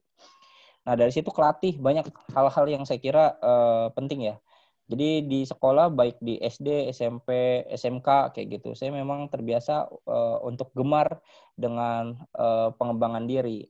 Jadi waktu SD saya ketua kelas dari kelas 1 sampai kelas 6 kayak gitu. Terus kemudian SMP jadi ketua rohi sama kapten futsal kayak gitu. Terus kemudian di STM atau di SMK jadi ketua student company, itu ekstrakurikuler, kalau di kampus namanya Kopma kali ya. Karena kan saya waktu itu dari orang susah juga ya. Jadi ya sekolah itu selain sekolah ya juga berorientasi untuk mencari profit lah kayak gitu dengan ikut-ikutan lomba. Nah, alhamdulillah tuh dari SD alhamdulillah ranking 1 terus. SMP meskipun nggak selalu ranking 1 tapi selalu masuk 3 besar. Sama di kuliah juga di SMK dapat ranking 1 2 kali kayak gitu. Sisanya turun, ada ranking 2, ranking 3 kayak gitu, ranking 4 kayak gitu. Nah, tapi ketika lulus dari STM itu saya bisa mendapatkan predikat sebagai salah satu penilai UN SMK terbaik di DKI Jakarta waktu itu. Nah, termasuk ketika lulus UGM, saya lulusnya itu lewat jalur jantan SBMPTN. Kan kalau SNMPTN kan jalur betina ya kayak gitu ya. Jadi nggak tes tahu-tahu udah masuk aja. Nah, kalau saya harus tes dulu TBK karena saya dulu ambil teknik elektro. Kok kuliah nyasarnya ke politik kayak gitu, nggak nyambung. Nah, itu yang yang saya kira kenapa sih saya punya targetan ambisi kayak gitu. Saya berambisi untuk sesuatu yang sifatnya positif. Karena saya sadar kayak gitu bahwa pendidikan itu adalah sarana bagi kita untuk melakukan mobilitas vertikal. Dan disitulah peluangnya. Kalau saya kemudian nggak berkuliah, saya nggak kenal Mbak Ara, saya nggak kenal sama teman-teman sekalian, saya nggak mungkin bicara di forum ini kayak gitu. Orang kerjaan saya dulu masang internet, manjat-manjat tower kayak gitu. Jauh lah dari dunia pembicara-pembicara yang seperti ini kayak gitu. Yang saya bisa banggakan ya apa prestasi di kelas kayak gitu. Itu kan semua orang bisa kayak gitu untuk berprestasi di kelas. Tapi kan kalau misalnya seperti ini, bisa bisa jadi presma, bisa dapat beasiswa LPDP ke luar negeri kayak gitu, terus bisa punya komunitas kayak gitu. Ada sesuatu yang bisa kita berikan lebih besar dibandingkan dengan kita sekadar lulus menjadi lulusan SMK kayak gitu. Nah, itu kan sangat kurang karena semua orang juga ya rata-rata lulusan orang-orang Indonesia hari ini ya lulusan SMA kayak gitu. Nah, itu yang saya kira bagaimana sih agar kita bisa menyeimbangkan itu semua. Nah, jadi dari diri kita memang kita punya kesadaran bahwa kita butuh aktualisasi diri. Tapi di saat bersamaan kita juga punya tanggung jawab terhadap terhadap kepentingan asrama misalnya. Kalau di asrama kepentingan keluarga misalnya, kita harus tahu bagaimana caranya kita menjulang tinggi tapi kita punya akar yang kuat ke dalam. Jadi dengan fleksibilitas itu, dengan pakem-pakem yang tersedia itu ya kita tetap bisa berkembang kayak gitu. Nah, dengan itu sih saya punya kesadaran ya akhirnya karena doa dari orang tua, guru-guru juga kayak gitu. Ya itu semua yang banyak membantu saya sih untuk bisa tetap berjuang atau struggle sampai detik ini kayak gitu. Itu sih saya kira. Siap. Makasih Mas Alfat atas sharing-sharing ceritanya bagaimana bisa memanage waktu dengan baik, bagaimana pengalaman-pengalaman hingga akhirnya bisa terbentuk seorang Mas Alfat sampai dengan sekarang ini berarti Mas Alfat ya. Oke, nah boleh teman-teman kalau misalnya ada yang mau ditanyakan nih tentang bagaimana kita bisa menjadi seorang pemimpin yang baik itu di kancah sekolah ataupun misalnya gimana sih Mas tentang bagaimana kita nanti punya cita-cita seorang pemimpin ataupun yang lain, boleh teman-teman silakan kalau misalnya ada yang ditanyakan, boleh kalau misalnya langsung di unmute, langsung ditanyakan atau melalui fitur raise hand ataupun di chat. Nah, ini sudah ada yang tanya Mas Alfat, izin aku untuk membacakan. Ini dari Winda, izin bertanya Kak, bagaimana cara menyelaraskan visi, misi, dan anggota dalam suatu organisasi? Karena kita ketahui dalam berjalan suatu organisasi tersebut, pasti akan ada berbagai rintangan. Terima kasih. Mohon untuk bisa dijawab. Oke. Salah satu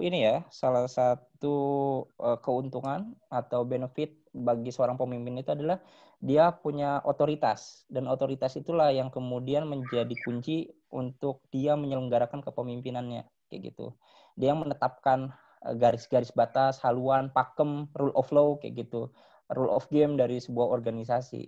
Jadi visi misi itu kan bagian dari rule of law bagi saya. ADRT kayak gitu, itu adalah bagian dari rule of law. Undang-undang itu bagian dari rule of law kayak gitu, yang mengatur tatanan masyarakat atau kehidupan berorganisasi kayak gitu. Jangan salah, yang namanya negara itu organisasi terbesar dalam lingkup negara kayak gitu. Jadi lucu juga nih, negara itu adalah organisasi terbesar dalam lingkup negara. Terkecilnya apa? Kepala keluarga, teman-teman sekalian. Jadi saya kira gini, yang penting buat teman-teman sekalian adalah menyelaraskan itu dalam rangka gini. Setiap orang pasti punya pemikiran sendiri, punya visi misinya sendiri, visi misi kehidupan sendiri yang kemudian membawa dia pada satu capaian-capaian yang lain. Tapi jangan salah, bahwa kita juga punya visi misi yang lain kayak gitu. Selain visi misi pribadi, kita juga punya visi misi berorganisasi.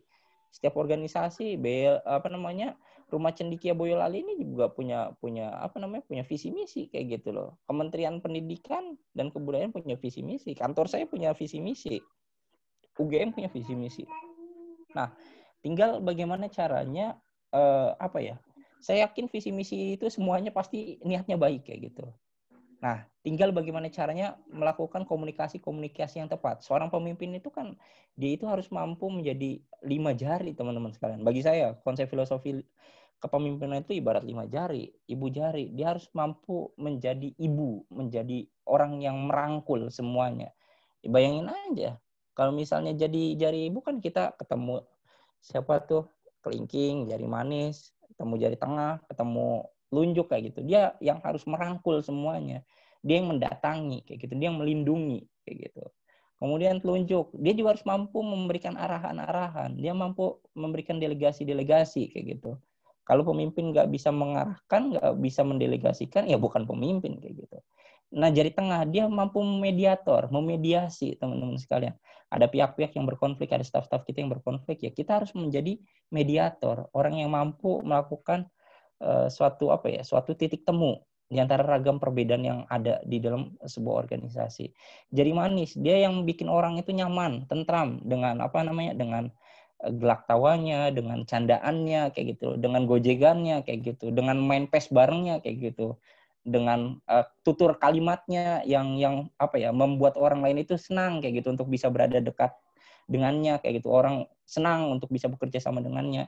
Itu fungsi dari jari manis kayak gitu. Nah, jari kelingking dia itu juga harus mau belusukan kayak gitu, mau gerak bareng, mau gotong royong bareng, mau masuk gorong-gorong lah kayak gitu, untuk untuk bisa merasakan berempati bagaimana sih kalau pemimpin itu jadi bawahan kayak gitu. Kan enggak tiba-tiba pemimpin itu jadi pemimpin kayak gitu. Ya masa kayak Kim Jong Un gitu. Ya dari dulu ya dia pemimpin sampai sekarang pemimpin kayak gitu. Keluarganya keluarga pemimpin kayak gitu. Nah, kalau kita kan memang dari awal itu di set, ya kita juga sebelum menjadi pemimpin ya harus tahu bagaimana caranya dipimpin. Sehingga ketika kita memimpin orang lain, kita tahu nih, oh kayaknya kalau diperlakukan seperti itu nggak enak kayak gitu. Makanya kita nggak boleh memperlakukan orang lain seperti itu kayak gitu. Nah itu saya kira dengan konsepsi filosofi kepemimpinan 5 jari itu, kita jadi tahu nih bagaimana sih langkah-langkah yang tepat untuk melakukan konsolidasi, menyelaraskan visi misi yang yang dimiliki di suatu organisasi. Dan visi misi antar organisasi dengan individu bisa jadi nggak kompatibel. Tapi bagaimanapun visi misi organisasi itulah yang kita harus lakukan sepanjang kita berada di organisasi tersebut kayak gitu. Ya kita di Indonesia emang teman-teman diminta untuk bahas Undang-Undang Dasar 1945. Emang teman-teman diminta untuk ngebahas Pancasila? Kan enggak. Tahu-tahu kita lahir di Indonesia, kita diminta untuk menyepakati itu semua kayak gitu tanpa meminta persetujuan teman-teman sekalian. Tapi teman-teman sekarang setiap upacara kayak gitu kita bicara Undang-Undang 1945 pembukaan, kita kemudian bicara Pancasila kayak gitu. Tanpa teman-teman bersepakat kayak gitu. Nah, sama hal seperti itu kayak gitu. Fungsi organisasi seperti itu. Memberikan pemahaman dan orang lain itu dengan sukarela untuk bisa terlibat di sana.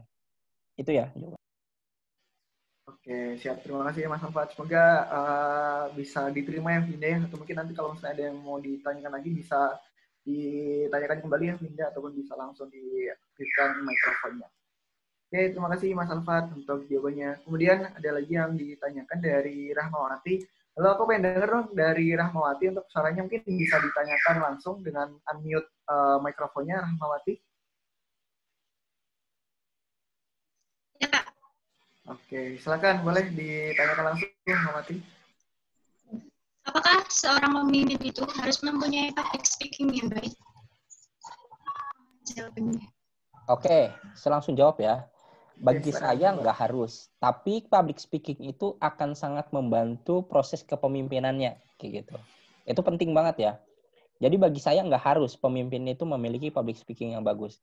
Tapi dengan public speaking yang bagus, dia mampu menjadikan sarana public speaking itu dalam rangka untuk mengajak orang lain terlibat lebih jauh di dalam proses kepemimpinannya. Contohnya Bung Karno.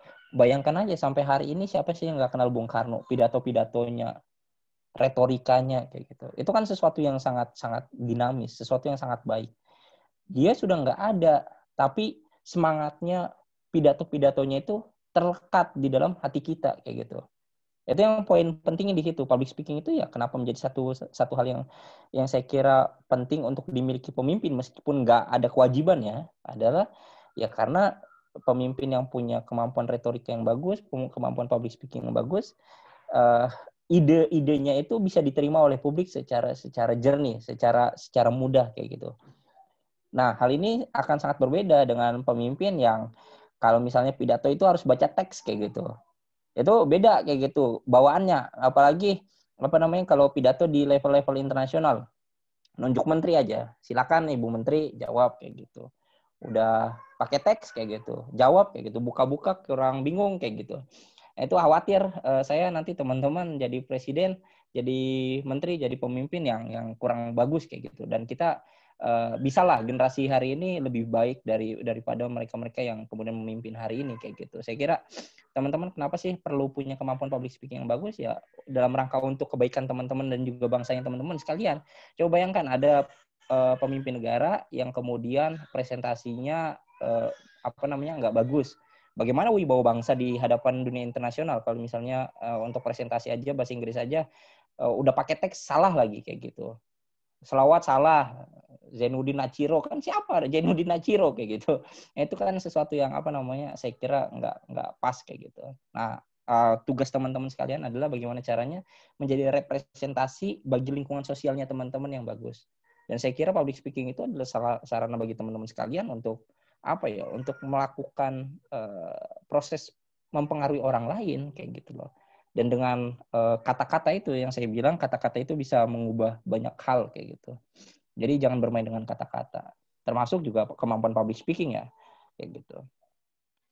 Oke, berarti akan sangat membantu untuk mendeliver ide dan juga tugas nanti Mas ya, seorang pemimpin. Betul. Oke, siap. Terima kasih Mas Alfat. Bagaimana Rahmawati? Bisa diterima atau ada lagi yang ditanyakan? Oke, siap. Terima kasih Rahmawati.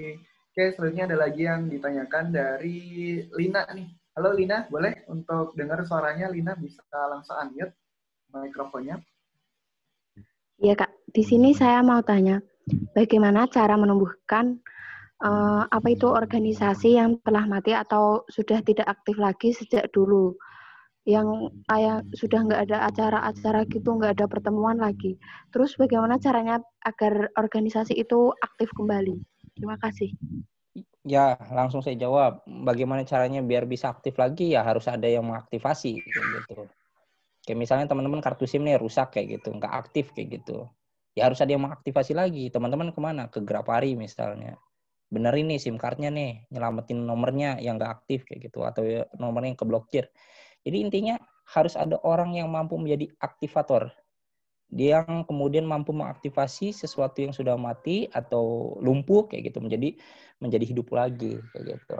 Nah, cara yang paling sederhana adalah ya kamu entah sendirian, tapi saran saya paling ke minimal 2 orang lah untuk membangun organisasi. Karena kalau organisasi yang dibangun atas ide-ide sendiri, ya susah untuk kita menggerakkan orang lain kayak gitu. Jadi isinya itu aja kayak gitu. Nah ini bagus nih Mbak Aran nih bisa merangkul, mengajak orang-orang untuk terlibat, melibatkan teman-teman semua kayak gitu. Dan ini menjadi satu hal yang saya kira credit point lah kayak gitu untuk teman-teman sekalian. Akhirnya mau nggak mau kan bisa terlibat di kegiatan ini. Nah itu yang menjadi poin pentingnya saya kira. Jadi butuh seorang yang mampu menjadi aktivator, menjadi menjadi tulang punggung lah yang mampu menghidupkan. Dan cara untuk mengaktifasi organisasi hari ini cara sederhananya ya sosmednya hidup kayak gitu. Itu pertama. Yang kedua punya kegiatan minimal diskusi lah kayak gitu. Atau kegiatan CSR kampanye sosial kayak gitu, atau kemudian bikin quote post setiap hari kayak gitu, daily quote post kayak gitu. Dan saya kira itu menjadi sesuatu yang sangat mudah dilakukan hari ini kayak gitu. Itu sih. Jadi mulai dari sesuatu yang sangat mudah. Jadi perlu aktivator sama perlu program. Dan program itu nggak mesti yang muluk-muluk ya, harus ngundang tokoh nasional atau siapa kayak gitu untuk mengisi diskusi. Mulai aja diskusi dari lingkungan kita teman-teman sekalian kayak gitu. Yang penting konsisten, orang lain nanti terlibat ya udah. Pada akhirnya bisa kayak gitu. Itu aja ya. Oke, siap. Terima kasih Mas Nova. Bagaimana Lina? Apakah sudah terjawab? Alhamdulillah sudah, Kak. Oke, alhamdulillah. Oke, terima kasih Lina atas pertanyaannya. Kemudian ada lagi dari Bella dari SMKN 1 Wonosobo. Halo Bella, boleh diaktifkan mikrofonnya?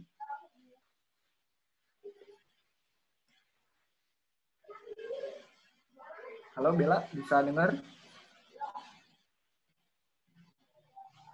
Halo Bella, bisa ditanyakan langsung? Oke.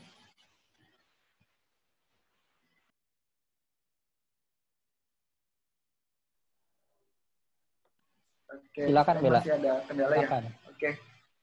Bella, halo. Oke, saya bacain aja Mas Al-Fatihah, mungkin agak ada kendala. Oke, Bella izin bertanya Kak, bagaimana menunjukkan ke orang lain kalau kita punya jiwa kepemimpinan? Bagaimana jadi menunjukkan jiwa kepemimpinan kita ke orang lain?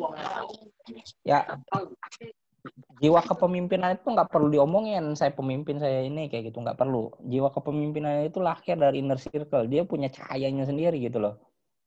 Jadi cahaya kepemimpinan itu akan dengan sendirinya memancarkan ketika memang dia layak sebagai pemimpin gitu. Dan pemimpin tadi seperti yang saya sebutkan, dia bukan bicara soal jabatan struktural. Bisa jadi kamu staff kayak gitu, tapi ide-idemu dipakai, gagasan-gagasanmu itu digunakan kayak gitu, tulisanmu dijadikan sebagai landasan kajian kayak gitu, atau apa namanya pemikiranmu banyak diikuti oleh banyak orang kayak gitu. Nah itu sebagai pemimpin. Dan orang lain itu akan mencari kamu itu dengan kapasitas kemampuan kamu kayak gitu. Jadi orang-orang itu terpanggil karena memang dia punya keahlian atau punya kemampuan di bidang tersebut kayak gitu. Saya bicara di tempat ini dengan tema leadership misalnya. Kenapa? Karena pernah punya pengalaman memimpin organisasi kayak gitu. Mas Noval misalnya bicara soal kewirausahaan sosial kayak gitu. Kenapa dia punya basis, punya riwayat, punya rekam jejak untuk berkutat atau berpengalaman di bidang tersebut kayak gitu. Dan banyak sekali hal-hal yang saya kira menjadi sangat penting untuk kita pahami. Jadi teman-teman sekalian, poin pentingnya adalah bahwa menjadi seorang pemimpin itu nggak perlu mengklaim bahwa saya seorang pemimpin kayak gitu. Nggak perlu juga kemudian kita mengatakan bahwa kita ini ya pemimpin gitu. Tapi pemimpin itu lahir karena apa ya? Karena tumbuhnya kesadaran orang-orang dan mengatakan bahwa kita adalah orang-orang yang memang layak memimpin kayak gitu. Dan pemimpin itu lagi-lagi bukan bicara soal jabatan struktural. Pemimpin itu hadir untuk melayani. Pemimpin itu tanpa harus disebutkan pemimpin, dia tahu bahwa dia itu harus memberikan arahan yang jelas. Nah, orang lain itu akan terinspirasi dengan sendirinya kayak gitu. Jadi kurang lebih poin pentingnya di situ. Oke, siap. Terima kasih Alfat. Semoga terjawab ya Bella.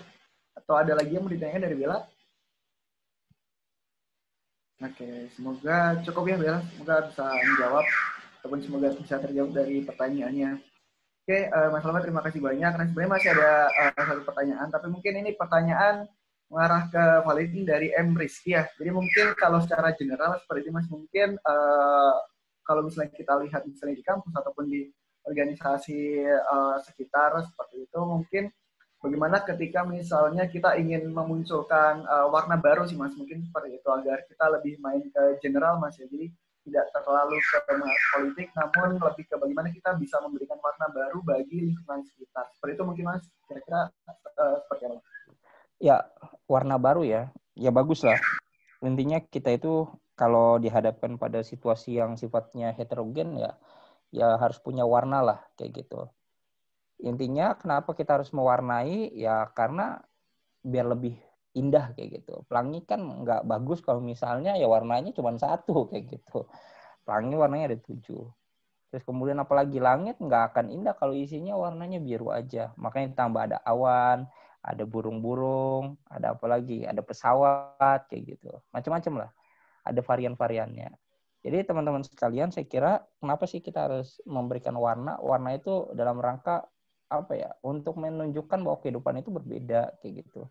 Kehidupan itu niscaya, perbedaan itu adalah sebuah niscaya kayak gitu. Maka tugas kita adalah membangun titik temu. Jadi memberikan warna alternatif yang saya kira penting itu adalah teman-teman harus tahu apa yang menjadi potensi dan karakternya teman-teman sekalian. Jadi nggak sebatas ikut-ikutan loh. Apalagi cuma duplikasi pernyataan atau statement dari tokoh-tokoh kayak gitu atau siapapun. Bagi saya ya kayak gini, teman-teman memberikan warna itu adalah ketika teman-teman itu punya pola pikirnya sendiri, dan pola pikirnya teman-teman itu teman-teman bisa tunjukkan ke orang lain tanpa rasa ragu kayak gitu. Teman-teman bisa berbicara, bisa berkata kayak gitu, bisa apalagi bisa mengemukakan pendapat kayak gitu dengan pikirannya teman-teman sendiri tanpa teman-teman merasa takut kayak gitu. Apalagi hanya sebatas duplikasi ucapan orang lain kayak gitu. Jadi teman-teman punya originalitas ketika teman-teman berargumentasi. Jadi itu selemah-lemahnya perjuangan saya kira ya. Nah, kalau untuk hal-hal yang lain memberikan warna bisa jadi ya besar ya. Dan saya kira kontestasi politik yang ini ya, yang bicara soal partai politik yang berbeda-beda kayak gitu, itu udah levelnya level tinggi. Nah, level kita itu untuk memberikan warna yang berbeda ya level pemikiran aja. Sama paling alternatif gagasan kebijakan kayak misalnya mau bikin acara proker A, B, C, D, E kayak gitu. Teman-teman usulnya apa sih? Misalnya usulan tema, usulan tempat acaranya kayak gitu, usulan siapa yang diundang kayak gitu, usulan program kerja. Nah, kita tuh levelnya baru sampai segitulah kayak gitu. Belum bicara sampai level warna yang berbeda kayak gitu. Karena kan level warna yang berbeda mau nggak mau pasti bicara soal ideologi kayak gitu. Tapi kalau bicara soal program, soal ini itu kan beda output atau impact-nya aja kayak gitu. Output dari kegiatan ini apa sih? Misalnya mengundang Mas Alfa temanya leadership kayak gitu. Jadi diharapkan teman-teman jadi leadership kayak gitu, menjadi leader, millennial leaders kayak gitu. Tapi kalau lain lagi ceritanya temanya yang diangkat adalah misalnya ini apa namanya menjadi anak soleh kayak gitu, menjadi dai kayak gitu. Nah, itu outputnya jadi beda lagi. Teman-teman diminta jadi dai kayak gitu. Jadi apa namanya pribadi yang soleh secara sosial atau secara individu kayak gitu. Nah, jadi saya kira pilihan-pilihan itulah yang kemudian menentukan outputnya, dan tugas kita ya mewarnai ya baru sampai level itu aja kayak gitu. Belum yang besar lah kayak gitu. Itu aja ya. Oke, siap. Terima kasih Mas Alfa. Jadi memang lebih ke bagaimana kita bisa menjadi tidak takut untuk menjadi pembeda dengan orang lain ketika misalnya kita mempunyai ide yang original dan selama ide itu baik untuk diterapkan ke orang lain juga. Seperti itu mungkin Mas ya. Oke, terima kasih banyak Mas Alfa dan juga terima kasih ke teman-teman semua yang sudah bertanya. Semoga bisa terjawabkan dan mungkin kalau misalnya dari teman-teman ada yang ingin ditanyakan lagi, mungkin nanti bisa setelah acara mungkin bisa DM ke Rumah Ceria Boyolali ataupun tadi ada kontak juga tadi dari Mas Alfa yang sudah ditampilkan, boleh juga ditanyakan misalnya seputar leadership ataupun yang lain sebagainya. Seperti itu teman-teman untuk sesi pada kesempatan kali ini. Nah mungkin aku mau minta terakhir boleh untuk Mas Alfa memberikan closing statement ke teman-teman peserta dari Boyolali Festival ini Mas Alfa. Oke, siap. Terima kasih Bayu, Mbak Ara, kawan-kawan sekalian yang sudah hadir di forum ini. Saya kira pertemuan kita pada sore hari ini bisa jadi adalah pertemuan pertama kita. Tapi semoga kita akan bertemu pada forum-forum kebaikan selanjutnya. Mohon diingat pesan Mas Alfat bahwa kita adalah makhluk yang berbeda. Perbedaan adalah sebuah keniscayaan, maka tugas kita adalah membangun titik temu. Ketika teman-teman berbicara ingin menjadi pemimpin, dan kepemimpinan teman-teman itu harus diuji dengan situasi-situasi sulit. Maka pastikan milikilah mental yang kuat, hati yang teguh, untuk apa? Untuk memikul beban yang berat kayak gitu. Karena saya yakin tantangan kehidupan di era yang mendatang itu sangat besar. Dan teman-teman itu nggak boleh jadi pribadi yang lemah, mental cengeng kayak gitu. Nah, kemudian selanjutnya yang harus teman-teman miliki, banyak kayaknya di sini yang masih SMA kayak gitu. Nikmati masa-masa sekolahmu, tapi jangan sampai kemudian teman-teman mengabaikan lingkungan sekitarnya teman-teman sekalian. Teman-teman berfokus pada diri sendiri, pada HP, pada gadget kayak gitu. Tapi nggak ada perubahan signifikan pada kualitas kepribadian teman-teman sekalian. Teman-teman ya oke, tahu game terbaru kayak gitu, apa tuh, Among Us ya. Tapi nggak tahu nggak tahu perkembangan ilmu pengetahuan terbaru, misalnya nggak tahu berita-berita terbaru yang saya update tadi misalnya. Nah, saya kira kecanggihan teknologi itu harus dibarengi dengan kemampuan ilmu pengetahuan kita yang semakin tinggi juga. Ditambah kita harus memiliki kebijaksanaan di dalam menggunakannya. Itu yang poin penting yang ingin saya sampaikan. Semoga teman-teman bisa menjadi pemimpin bagi lingkungan sekitar teman-teman sekalian, menjadi pemimpin setidaknya bagi diri sendiri selemah-lemahnya perjuangan ya. Teman-teman adalah orang-orang yang diharapkan bisa menjadi angkatan muda kolaboratif yang bisa ikut menjadi tokoh-tokoh di masa yang akan datang. Saya kira itu menjadi poin penting bagi kita. Terima kasih. Mohon maaf kalau ada salah kata dan perbuatan. Ihdinas siratal mustaqim. Assalamualaikum warahmatullahi wabarakatuh. Waalaikumsalam warahmatullahi wabarakatuh. Baik, terima kasih banyak Mas Alfat atas waktu dan juga kesempatannya pada sore hari ini telah banyak sekali sharing terkait dengan materi milenial leadership dan juga sharing bagaimana pengalaman dari Mas Alfat dari mulai dari perkuliahan sampai dengan di sekarang ini. Tentunya masih bisa saling menginspirasi untuk orang lain. Jadi walaupun misalnya sudah pasca dari mahasiswa pun masih bisa menginspirasi orang lain seperti itu. Oke, terima kasih banyak Mas Alfa telah bergabung. Saya juga selaku moderator mohon maaf apabila ada kekurangan dalam memandu acara pada kesempatan kali ini. Dan juga terima kasih buat teman-teman semua atas antusiasnya. Dan jangan lupa teman-teman untuk peserta jangan lupa untuk mengisi link proses ya, link proses sudah ada di chat Zoom, bisa langsung diisi seperti itu. Oke, terima kasih banyak Mas Alfat atas kesempatannya kali ini. Mungkin terima kasih Mas Alfat. Mungkin saya juga selaku dari Teman Cendekia Boyolali, mohon maaf apabila ada kurang nyaman dalam sesi kesempatan kali ini dan semoga bisa berdiskusi lain waktu. Seperti itu Mas Alfat. Oke, teman-teman peserta boleh untuk diisi ya untuk prosesnya teman-teman peserta. Baik, terima kasih semuanya. Saya mohon izin pamit ya. Oke, boleh. Siap. Yo, Terima kasih banyak Mas Alfat. Assalamualaikum. Yo. Waalaikumsalam warahmatullahi wabarakatuh. Oke, teman-teman peserta, alhamdulillah sudah selesai untuk sesi diskusi ataupun sesi materi pada sore hari ini. Namun masih ada satu sesi lagi yang terakhir yaitu pengisian poster. Semoga apa yang telah diberikan tadi dari awal ada Pak Wazi tentang bagaimana kita mempersiapkan bonus demokrasi, bonus demografi Indonesia tahun 2030 nanti maupun nanti Indonesia Emas tahun 2045. Kemudian yang telah disampaikan oleh Mas Alfa tadi tentang bagaimana milenial leader, bagaimana kita selaku milenial tetap bisa menjadi seorang pemimpin dan bagaimana kita bisa menjadi seorang pemimpin di masa depan. Seperti itu teman-teman, mungkin akan aku batasi ya untuk pengisian poster sampai dengan jam 17.25. Oke, silakan teman-teman untuk langsung bisa diisi untuk posternya.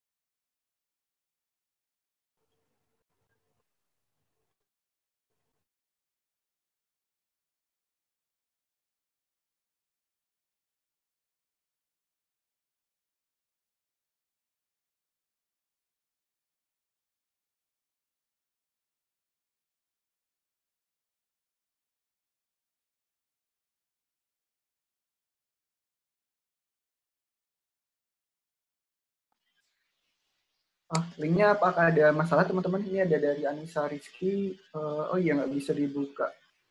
Boleh dibantu teman-teman dari panitia karena linknya tidak bisa dibuka.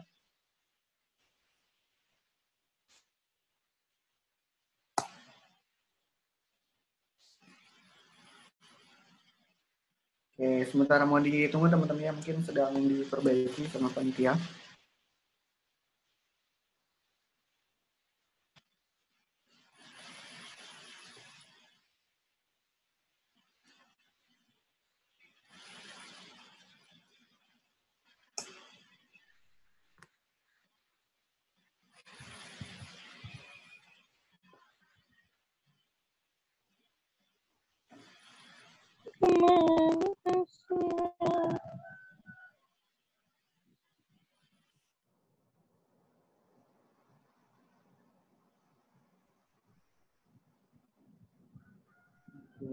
Oke, teman-teman mungkin masih diperbaiki sama panitia untuk dari link posesnya. Nah, jadi nanti boleh teman-teman nanti akan dikirimkan oleh panitia untuk link posesnya di grup ya teman-teman. Jadi mohon nanti cek aja di grup, tunggu di grup WA aja untuk link posesnya. Untuk nanti, tapi jangan lupa untuk tetap dikerjakan teman-teman untuk posesnya. Jadi pengen tahu nih seberapa dalam sih teman-teman bisa memahami dari materi yang sudah disampaikan tadi. Seperti itu teman-teman. Nah, sebelum aku tutup nih teman-teman, aku punya challenge sih buat teman-teman semua. Jadi karena tadi kan materi tentang Mas Alfat seputar kepemimpinan, seputar leadership, yaitu tentang menginspirasi. Nah, salah satu tugas seorang leaders kan bagaimana kita bisa menginspirasi orang lain. Nah, karena kita yang ada di sini yang masih bertahan sampai dengan sore hari ini itu kita telah mendapatkan begitu banyak materi yang luar biasa dari para narasumber tentunya pada kesempatan hari ini. Nah, aku pengen nih teman-teman nanti bisa mulai untuk mengimplementasikan ilmunya, yaitu dengan apa sih ya? Itu dengan teman-teman menginspirasi teman-teman yang lain melalui media sosial yang teman-teman punya, misalnya dengan Instagram, misalnya kalian teman-teman buat Instastory misalnya tentang apa sih yang teman-teman dapatkan pada sore hari ini ataupun hari ini, silakan nanti teman-teman share di Instastory ataupun Snapgram ya, kalau misalnya kita sebut kaum milenial sebut Instagram, itu bisa Snapgram, itu bisa nanti kalian share ke situ dan teman-teman bisa ceritakan bagaimana teman-teman mendapatkan materi yang luar biasa pada hari ini, dan teman-teman juga bisa share tentang leadership, tentang bagaimana kita selaku kaum milenial ataupun generasi Y ataupun generasi Z itu akan menyongsong Indonesia nanti tahun 2030 ataupun 2045 seperti itu. Jadi bisa ya, setelah ini akan coba aku tunggu nih teman-teman bagaimana teman-teman bisa mengimplementasikan materi yang didapat, karena menurutku salah satu step untuk dalam proses pembelajaran selain kita mendapatkan materi, selain kita belajar adalah kita mengimplementasikannya. Nah, salah satu cara untuk mengimplementasikannya adalah dengan kita bisa menginspirasi orang lain melalui apa yang kita miliki ataupun apa yang kita dapatkan. Seperti itu teman-teman ya. Jadi aku tunggu nanti nih cerita-cerita dari teman-teman semua, bagaimana teman-teman bisa menginspirasi dari kisah-kisah teman-teman dari pembelajaran hari ini, dan semoga pembelajaran hari ini tidak sampai ke teman-teman saja. Aku harapannya pembelajaran hari ini bisa sampai ke pada lingkungan sekitar teman-teman, atau misalnya followers di Instagram teman-teman pasti kan juga pengen tahu nih bagaimana generasi milenial, generasi Y ataupun generasi Z bisa menyongsong kepemimpinan di tahun 2030 ataupun 2045. Seperti itu teman-teman ya. Mungkin untuk teman-teman mungkin nanti untuk linknya coba nanti akan di-share lagi di grup ataupun misalnya nanti kalau sudah diperbaikan. Dan mungkin kita telah sampai teman-teman di akhir sesi pada kesempatan kali ini. Alhamdulillah teman-teman ya.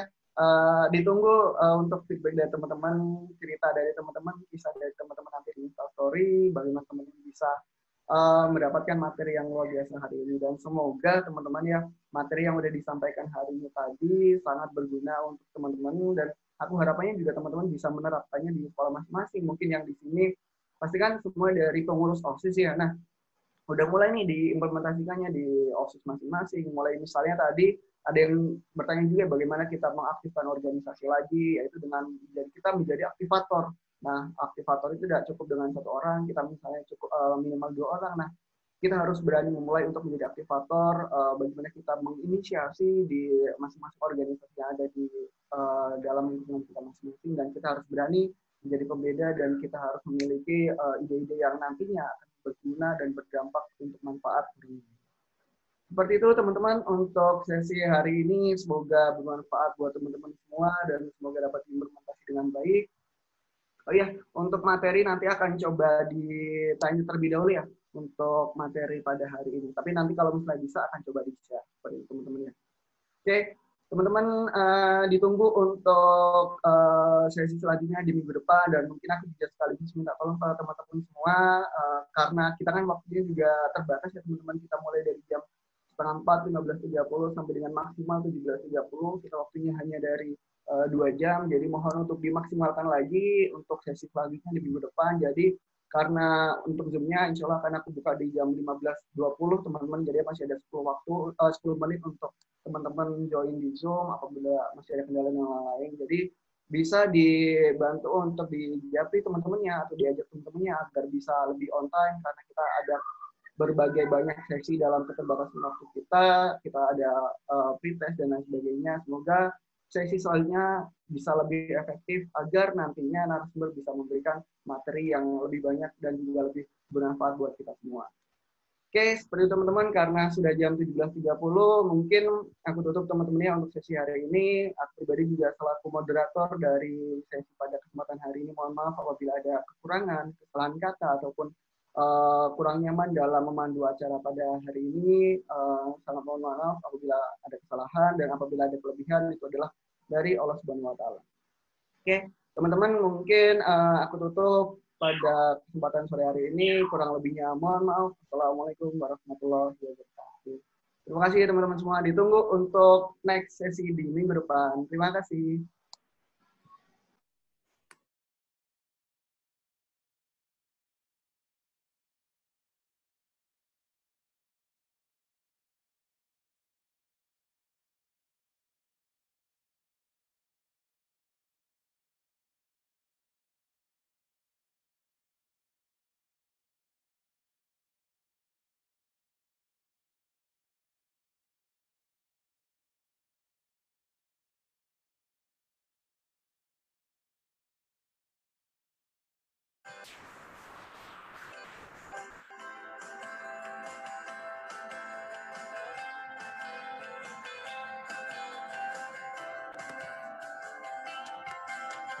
Lihat kita berbeda-beda, terus berusaha berikan